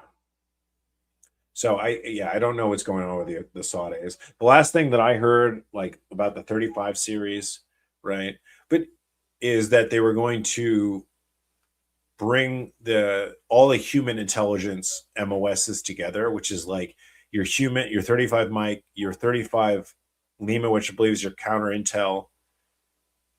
Yeah, which I think they were going to combine. Oh, your interrogator, your counter intel, and the human all together, which I think is a good idea, because I don't think that needs to be 3 separate MOSs. All right, so let's talk about Argentina. All right, so Argentina. Actually, let's do this all at once. Let's put up our. See, look, I came prepared. I got the poll up already. I actually typed this out prior, so I appreciate you guys. Hope you guys appreciate me actually being somewhat prepared this time. And my camera, it is in the danger of overheating, so we actually need to be quick. So I can already see on the camera that we are starting to get the temperature symbol. So I unplugged it. I did what I could. It is what it is. All right. So Argentina actually has a legitimate special operations tradition. It actually dates back to the Falklands War. All right. anybody knows what happened in the Falkland War, Argentina did not do very well. They went to war with England over an island. Argentina decided to take over the Falkland Islands, and which most of the people living on those islands were British citizens, right? But they felt that they had this, because it used to be a part of the Argentina, and they decided to invade. Well, the British, they thought the British were just going to give it up and they were going to take it lying down. Well, the British did not. They launched an entire fleet and they went and they reinvaded the islands, and they basically they did kill some British people and British armed forces, but basically the British beat the crap out of the Argentinians, and the 601st Commandos was a part of that. So they technically do have a combat lineage. That combat lineage didn't start very well, but hey, who's immediately getting W's right out the case? Like Delta Force didn't get W's right coming out the case. Out of the what's the word? Right out. I can't think of it. Whatever.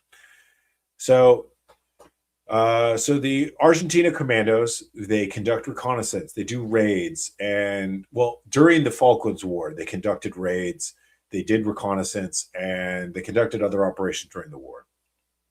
So today, within Argentina, the 601st Commando is one of Argentina's premier army commando organizations, and its personnel trained for reconnaissance or strategic reconnaissance, direct action, airborne infiltration, raids, and operations against high-value targets.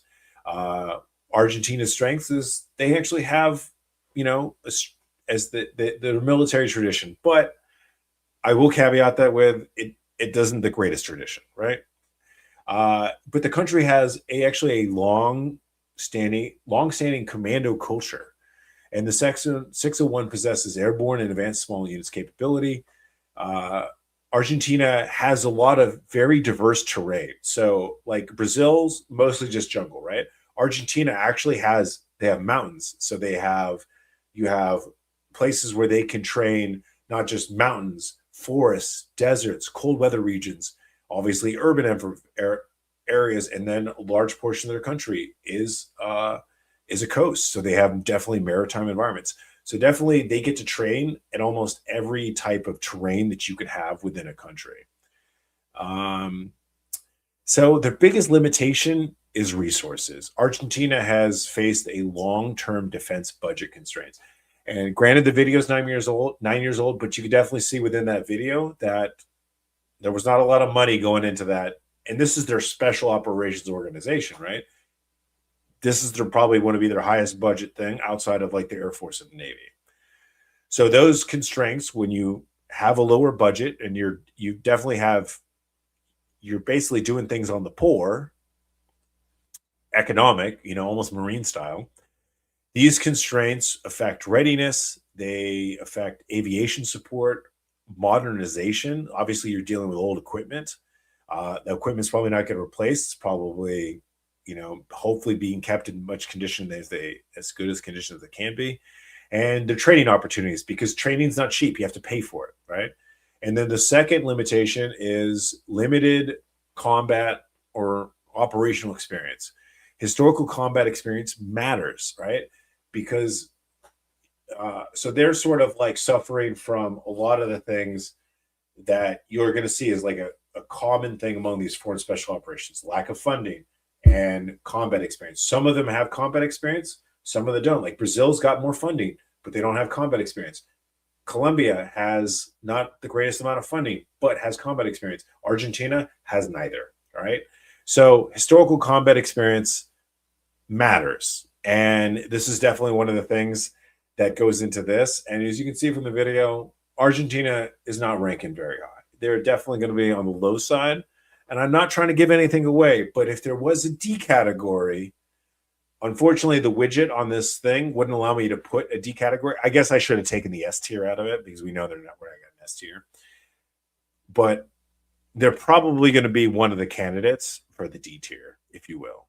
See if you guys agree with me or don't agree with me. But let's just say that Argentina does not have much going for it, right? Falklands, disaster, right? And that's their combat experience. Not great. All right, no money, no current combat experience, and the only combat experience is in the 80s when they got the crap beat out of them by the British. All right, and mind you, they did this. They beat the crap out of them with Harriers, right? This was the early 80s, not like much good. It was Harriers against, I think they had Skyhawks. I think that's what, well, they had a couple different aircraft, but yeah, basically they got their ass beat. So I think everybody agrees that it's C tier or possibly D tier. All right. So let's move on to one of, I think, everybody's favorite country. You know, maybe I feel like maybe there's a commonality here that the highest special operations in South America also have the hottest women, which is Brazil and Colombia. Is that a coincidence? Possibly. I don't know. You know, maybe the hotter the women, the better your special operations. Maybe that's a thing in South America. All right, so we're going to move on to Colombia, which is, you can already guess because we've already talked about it, is they have combat experience because they have to deal with the cartels, and they are very involved in that. All right, let me pull this up. All right, so we're going to do the poll, right? But also in the poll, I want you, because I'll let you know right now, of this list, right? The two top contenders is Colombia and Brazil, right? So remember, Brazil has a bigger budget and has a bigger support background for its special operations, but Colombia has a lot more combat experience, right? A lot more up-to-date TTPs, tactics, procedures, all different things, right? So we're going to vote for Colombia, right? But also in the chat, I want you to put, who do you think is going to rank higher, Colombia or Brazil on this list? So let me throw this up. So vote.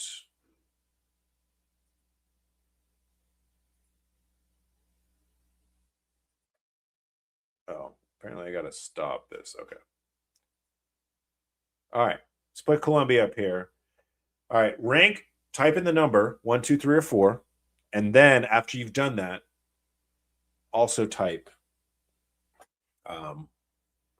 what do you think is going to go, Brazil or Colombia? All right. Who's winning this puppy? Who's winning the South America?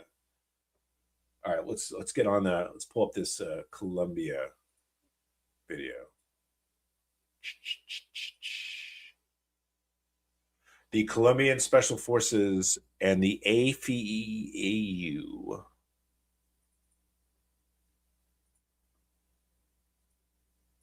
All right, here we go.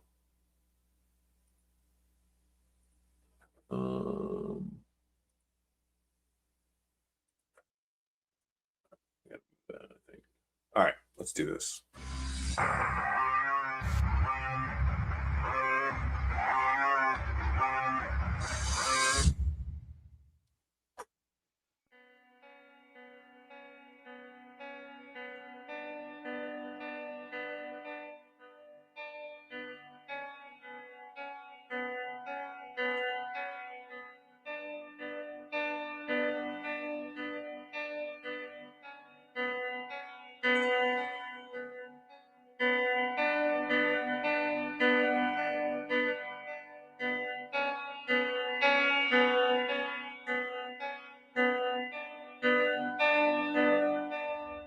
Oh man, look at that slow motion jump from that truck. That's legit.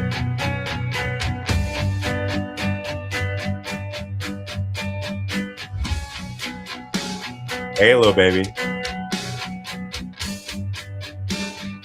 I think they have a mix of American and Russian helicopters.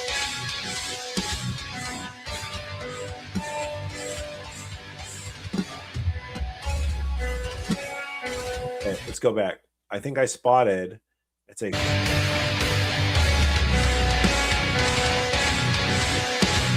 boom. That, if anybody knows, this is That is a 50 caliber Russian assault rifle. I forget what the name it is. I can't think of it off the top of my head. I've never used one. I have used it in Escape from Tarkov. I forget what its name is, but that's the. It looks like so. It looks like Colombia definitely has a mixture of American and Soviet weapons because they have a mixture of Black Hawks and Russian helicopters, and they've definitely got a mixture of American and Soviets. Yeah, there we go.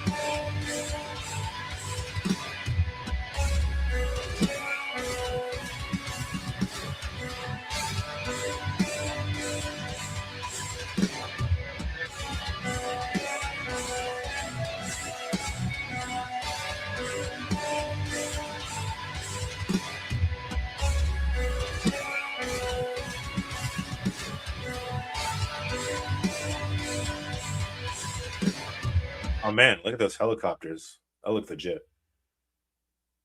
Oh man, sweet video though. You gotta go to the Colombian. Sweet video. Oh, so I just looked it up. It's the Ash 12 or the Shock 12. There's different versions, but it's a 50 caliber assault rifle. It's for close quarters. I can tell you that thing sucks at range. F tier. I'm just rereading this stuff now. All right, let's remove that. Oh, you know what? I should have started a new poll for the Brazilian Colombia thing. If my camera is not overheated by then we actually will redo the vote. Hey, Evolve! Thank you for the 10 joules. Appreciate you. Appreciate you. Hell yeah.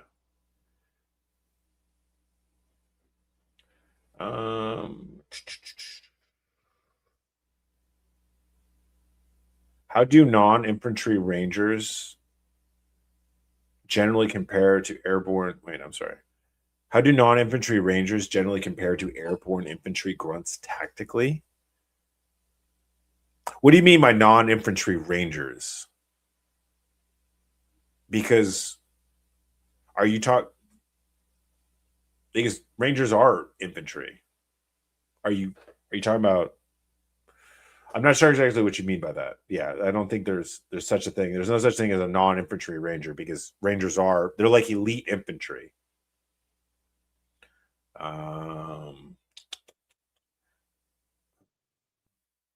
There you go. Some of the Shock 12, also known as the apparently I looked it up. There's the Ash 12. Hey, that's what I'm talking about.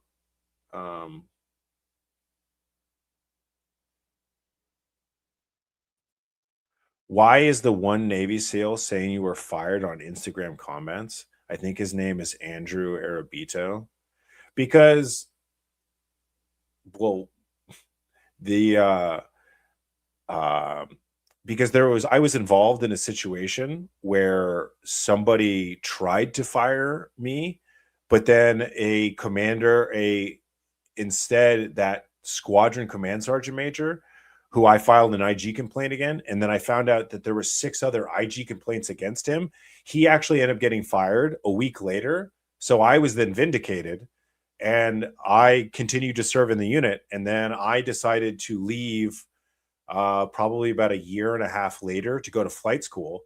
So the unit CW5 actually wrote my aviation recommendation package. So if I got fired from the unit, right, as this person allegedly says, then why would the CW5 of my unit write my recommendation letter for flight school? So what I tell anybody is like, if there's any evidence of me being fired, please provide it. I can say this because there is no evidence, because I left on my own accord.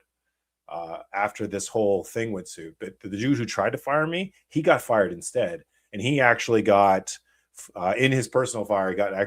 He has a bunch of flags in his personnel file as a abuse of power. So yeah, so if you ever hear anybody say that claims that I got fired, ask them, provide proof. We would love to see some proof. I can tell you it's not there, it doesn't exist. But I appreciate you asking that. So yeah. You know what's funny is I don't know if this is the same person, but I was actually on a mission with ISA with a Navy SEAL, and we did not get along. We actually had a lot of personality issues, and not really going to get into it, but dude actually tried to pull some crazy backstabbing shit on a couple people, and basically he got caught. So I don't know if that's the same person. I honestly don't even remember his name, but you know, people can go around and say whatever they want, but if you've got proof, provide proof. Love to see it. Hey, Joe's, that's what I'm talking about. Thank you for the $10. I appreciate you. Wasn't the Colombia and Lancero School based on the American Ranger School? I believe that it was. I'm not 100% sure. I can't really say to that. Yeah. Navy SEALs doing everything but talking shit. Yeah, definitely. You know what's funny? I only ever met one Navy SEAL in ISA, and he was definitely a very toxic person. So, yeah, absolutely. I did actually cover this on my tier. I don't know if I definitely covered it on the Mike Ritland podcast. That dude tried to fire me, and then he got fired instead. Yeah, he's not a Devereux SEAL. Yep, he's an ISA SEAL, which I don't even know if that's better than a vanilla SEAL. You know, to be honest, you know, it is what it is. But whatever. People can come and talk shit all they want. I, as they say, have zero fucks to give, and I don't care. Bro can talk whatever he want. They can talk however they want. I'm not. Yeah, and here's the thing. I've been on multiple podcasts. I was on Brent Tucker, Jack Murphy, Mike Ritland. Remember, Jack Murphy is an investigative journalist. Brent Tucker, Delta Force, right? And Mike Ritland and all these other people, right? You don't think that they didn't do their due diligence on me and confirm my stories? So yeah. And then also, it's funny because I'll tell you something awesome about Brent Tucker. So Brent Tucker heard these rumors, right? So what did Brent Tucker do? He called me. He reached out to me directly, and he was like, "Hey, man, this is what I heard. Can you comment on this?" And I told him exactly what had happened, and I gave him, I'm not going to tell you what, but I gave him some bona fides. And then he was like, "All right, cool. That works for me." He's like, "When I hear stuff, he's like, I like to go right to the source. So anybody who, I can tell you, that's one of the great things that I learned about Brent. And then 2 weeks later, he invited me to come down on his podcast. And not only did we found out we knew a lot of stuff in common, we actually found out we were on an operation together in Africa. And he was like brand new. He was a brand new assaulter. And I think it was like, this would have been like 2013. So yeah, we were on an operation together in Africa, we found out. So that was a cool story. But yeah, if someone's talking shit, like, right, if they don't reach out to me directly and they can't say it to my face and can't provide proof, whatever. People are stupid. Yeah.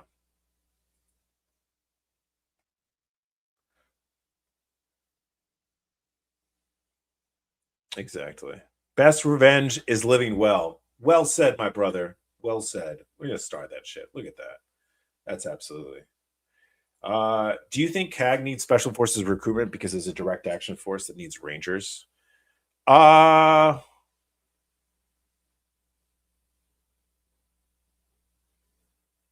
trying to understand this question. Do you think CAG needs special forces recruitment because it's a direct action force that needs rangers? Are you asking, do they need to recruit from special forces? I mean, it's honest, I'm not exactly understanding that question. Curious question, Viking. What do you think of former soft SMU dudes who make up fake stories? What's the deal with that?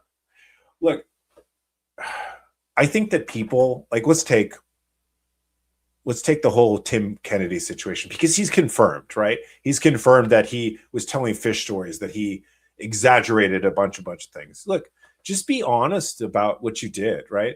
And also, look, I have decided when I made this channel that I'm not going to talk about my personal missions and my personal operations, right? You're not going to talk about, look, I don't mean to brag. Let's just say that, Tim Kennedy had like 100 grenades. I may have thrown 200 grenades, no big deal, right? But look, I'm not going to like, no, who cares? Who cares about what operations I did? Like, does that help anybody? Right? How do those specific operations are not going to help anybody. So what I try to do is take my life lessons that I've learned, and then how do I translate them into these are more general life lessons, right? You're not going to learn anything from my specific operations. One, I can't talk about them anyways. Two, who cares, right? Who cares what I did on whatever operation? I don't really care. I learned a lot of great things throughout my career, and those greater life lessons, I think that is what I'm trying to help to add value to other people's life. How can I be of service of other people? And that's what I want to do with my channel, not get involved in this oh, what he did, how did it? No, I don't fucking care. If yeah, it is what it is. It's sad. It's sad that the whole vet bro ecosystem drama, the vet bro community is just so fucking stupid, but whatever. But yeah, I think just people get carried away. They want to be cool. And look, confidence, as I've said this numerous times, and I love this quote, that's why I keep saying it, right?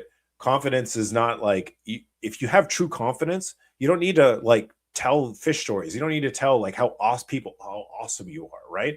Be that person, be your own physical resume or through your own actions, demonstrate that you are who you say you are, right? Have that unstack of deniable proof when you look in the mirror that you are who you say you are, right? So, yeah. Have you ever watched the unit TV show Carl Morgan said that early stands are pretty realistic? Is that true with tradecraft? You talk about the unit, the one from early 2000s, right? The one with what's that guy? The Allstate guy. It's a sergeant major. There are definitely some things in it that are accurate. Obviously, there's certain things. There's actually a lot of things that are not accurate about it. But there definitely some of that tradecraft stuff is accurate, and some of the selection stuff was accurate. I wish more soft vet bros would talk about mental health and deal with PTSD, all the ways to deal with person. I have friends who've been to war and they do not come back the same person. Absolutely. And that's what I'm trying to do. I'm definitely one of the people who's talking about it the hardest. And I know that I've been talking about a lot of the soft selection and the units a lot lately, not necessarily about mental health, but this week coming out is me reacting to a video of DJ Shipley and Annie Stumpf about suicide and soft, and I definitely give my 2 cents on it because it's definitely, I want to keep talking about it.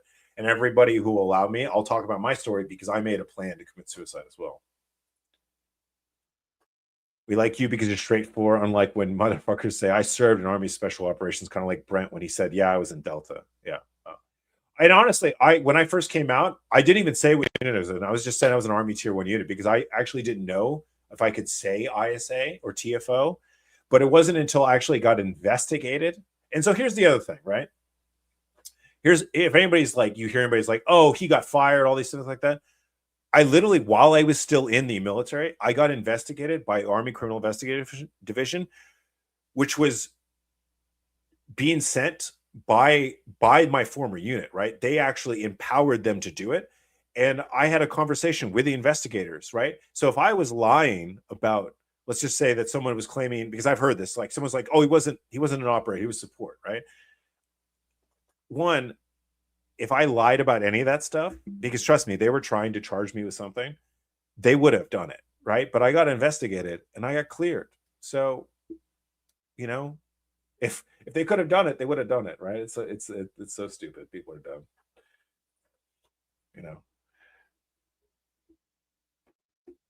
TK and Rob O'Neill are initially selling their books. I saw them on French TVs and YouTube. Yeah. It's luckily I feel like between a couple people like myself, and I know that like Brent and things like that, people are trying. I get it. They want to call the people out, but it's those things like people are getting like I feel like overzealous with calling everybody out. They're like stolen valor here, stolen valor that. This is why I don't even respond. Let's just say that if someone was to make a video about me claiming anything, honestly, I probably wouldn't even fucking respond because who fucking cares, right? It's just so fucking stupid. Yeah, that's a great fucking point. Why would you sly and then start a YouTube channel? You would have found out so fucking quick, right? The internet, and plus, if anybody wants to request my DD 214, it's called the Freedom of Information Act. You can literally request it and you can go and see it yourself, right? You will see that I was in the unit for that many years, right? You will see that I think I'm recorded of going on while I was in the unit 8 deployments. There was more just because you technically go on if a combat deployment isn't more than 30 days, it doesn't get recorded on your ERB or your ORB. And so I have 8 recorded deployments within the unit. Right? So yeah, you can see all that stuff. All you got to do is request it. Right? Hey, I appreciate this. You and Brent are probably the most honest dudes on the platform, not just BS, just facts. I appreciate that. So a couple other people that I've interacted with who I also really like. I think I like Jay from the Green Beret Chronicles. We have a lot of similar conversations. And there's the guy who's I forget his name. He runs the Instagram channel, The Lesser Known Operators. He's really big on mental health. He's an awesome dude. He's like a former Green Beret. He doesn't have a YouTube channel. He just does Instagram. If you've seen him, if you Lesser Known Operators on Instagram, also awesome dude. Yeah, you can never hide the truth because if you lie, it'll always be found out. Absolutely. All right, let's get into our Colombia special operations. All right, before my camera overheats. All right, so for this specific organization representing the country, I would highlight Colombia's urban counterterrorism special operations capability, commonly associated with the AFEUR. However, Colombia's real strength extends far beyond just one unit, right? The country has developed an entire ecosystem of special operations experience. For decades, Colombian forces have fought the FARC, they have fought the ELN, narcotics organizations, kidnappers, and a lot of other armed networks. For decades, Colombian forces, they have produced generations of personnel experience in trouble tracking, intelligence-driven targeting, helicopter operations, raids, reconnaissance, hostage rescue, partner force coordination, and sustained counterinsurgencies. Because whenever they have to fight the cartels, they usually have to go into the jungle and find these motherfuckers, right? So they're very experienced in it, and they've been doing it for decades, right? This problem has never went away. Like Colombia's got a lot of stacked combat experience of generations. It's kind of impressive, to be honest. So what separates Colombia's real world experience? So Colombian operators do not train for hypothetical enemies. They have fought organizations, but they're adaptive organizations, right? Criminal organizations adapt quicker than governments do. So when you're fighting a criminal organizations, like the cartels will adapt to your tactics quicker than an enemy army or an enemy government will. So because of that, the Colombian special operations have had to adapt even quicker. So that is something that's a big thing it's probably the biggest part of combat experience is the adaptation process, if you will. So they fought adaptive organizations that understood the terrain because these are Colombian people who know the jungle just as well, if not better, than the government forces. They fought groups that have blended into civilian populations, them not being military. They don't wear uniforms. They're able to blend in. They're harder to find. They fought enemies who use the jungle sanctuaries, improvised explosives, kidnapping, narcotic networks, and political influence. Because anybody who knows the history of the cartels, they basically had all these politicians and all these police chiefs in their pockets. And that was a huge problem for Colombia, especially during the Pablo Escobar times. Still a problem to this day. So that type of conflict forces an organization to constantly adapt. Colombia has also developed an extensive relationship with the American military and intelligence organizations, obviously going back to even working with ISA during when killing Pablo Escobar happened.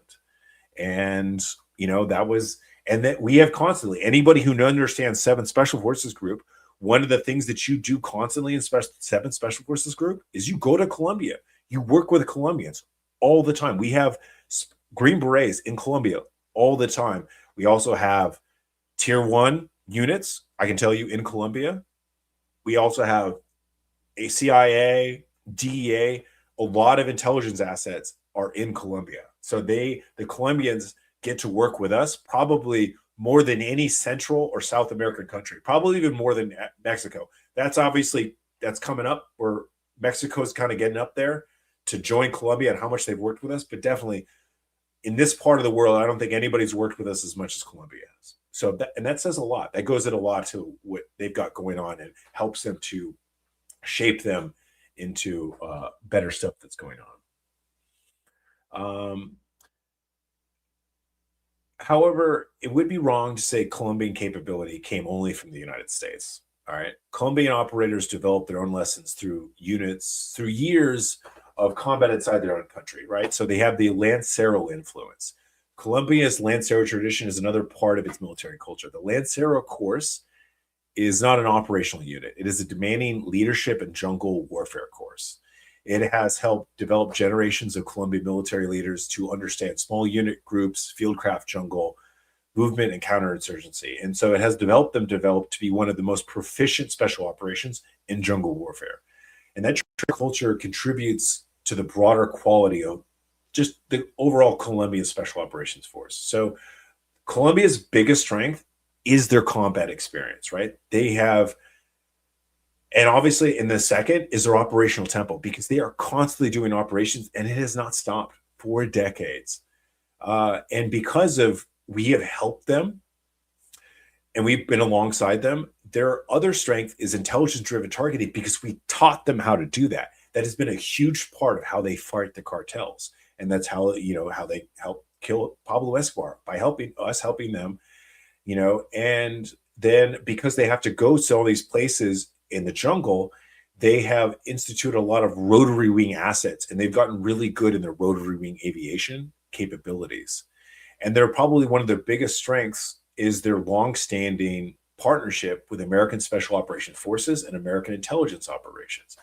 And then also their ability that they've been able to adapt to one of the most complicated enemies that you can ever go up against. So let's just say Colombia's got a lot of things going for them.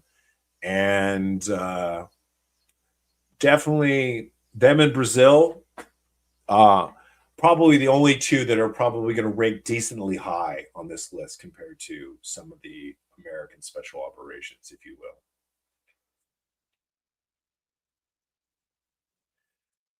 I think that anybody who's got a TV, who's watching what's going on in Ukraine, definitely will be coming back with, hey, drones, we need to be including drones.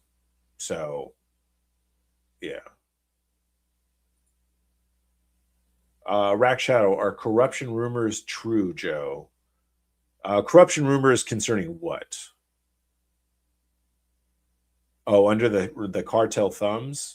Yes, that's been an issue. It's not as bad as it used to be in Colombia, but there's still instances of it. It's nowhere near as bad as it is in Mexico, but there's still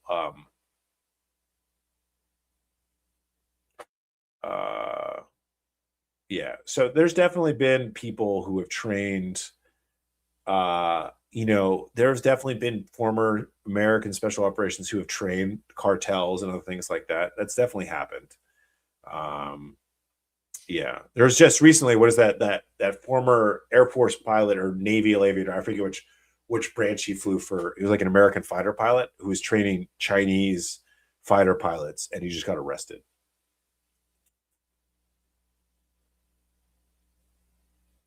Yes, so generally, if you want to go to Delta, probably the closest thing to that environment is Rangers, but you're still good, especially if you like the intelligence side of things, and doing more than just being direct action. Green Berets is cool. Are you going to get on more shows? I probably will eventually, but I think I did my initial podcast tour, and I think it's just really more for me to concentrate on the content that I need to push out, and just make more value added videos and continue talking about the things that I feel like people need to be talked about. So we're still trying to build the brand, still trying to build the channel. I hope and appreciate everybody who stays with me, who's been watching. You know, we're trying to do the best that we can. And obviously I am growing my channel slower because I'm not doing clickbait shit, right? You know, I'm not going to name names, but there's certain YouTubers who have gotten pretty big doing clickbait stuff, and I'm not doing that, right? We're going to keep it real, all right? We're going to have a black belt and keep it real, right? As Dave Chappelle would say. So it is what it is.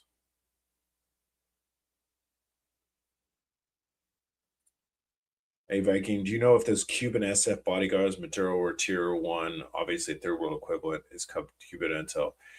Did Maduro only use Cuban because of corruption?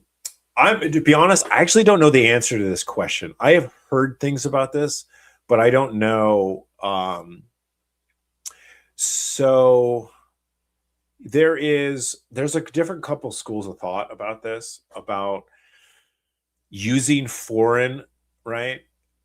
Here's the thing, right? So there is a lot of, let's just say, communist influence. You've got Cuba, you've got between China, Russia. And so they have a bit of a, let's just say, a communist community network, right? And if Maduro wasn't necessarily trusting of his own government, it wouldn't be so far-fetched that China and Russia would help him to supply another fellow communist loyal group of dudes to help protect him if he didn't feel like he was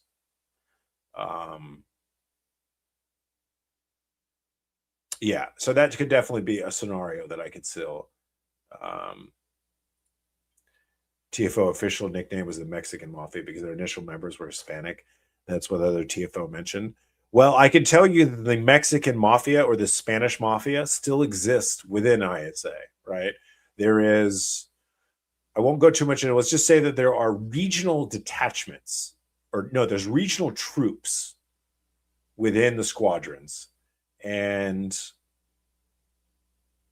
let's just say that you speak Spanish and you are Spanish looking, you're probably going to the troop that deals with that part of the world, and you go there. How capable do you think CAG is in maritime operations? I think that they're like decent, but obviously I think like most maritime stuff, they have like, they're not trained to the same level that DevGru is, but just like DevGru is not trained the same level of taking down aircraft that CAG is.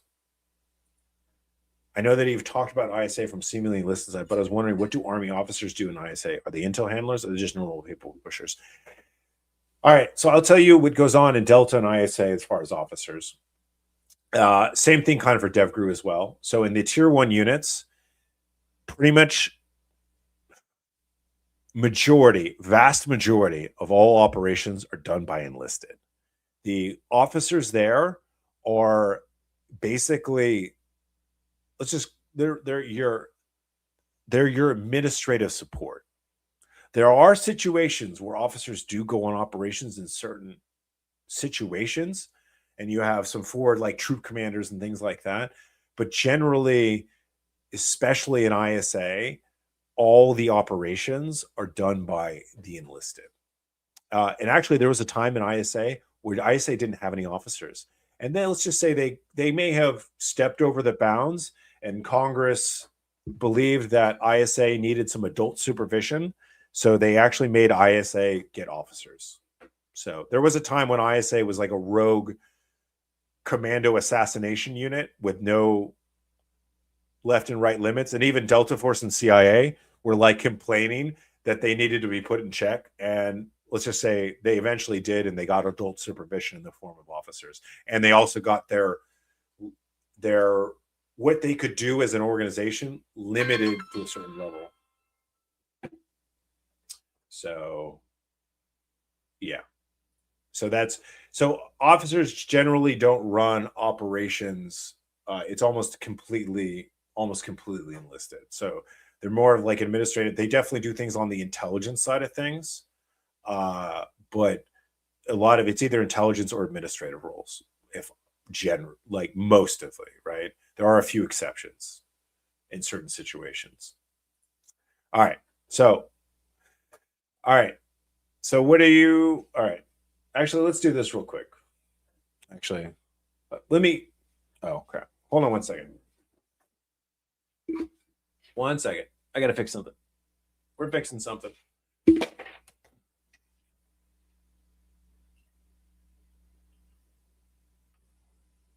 So apparently,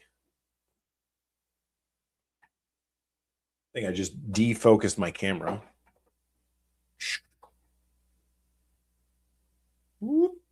Whatever. All right. I guess I'm just going to be out of focus for a hot second. Till hopefully it fixes.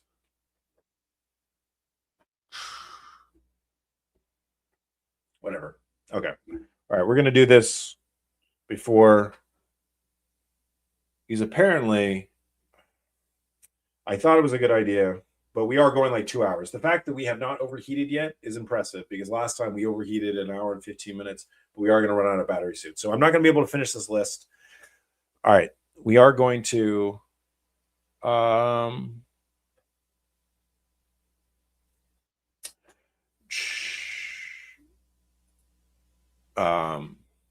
yeah. All right. So I appreciate you guys. So we are going to have to call it because my camera just went out, but we are making improvements. We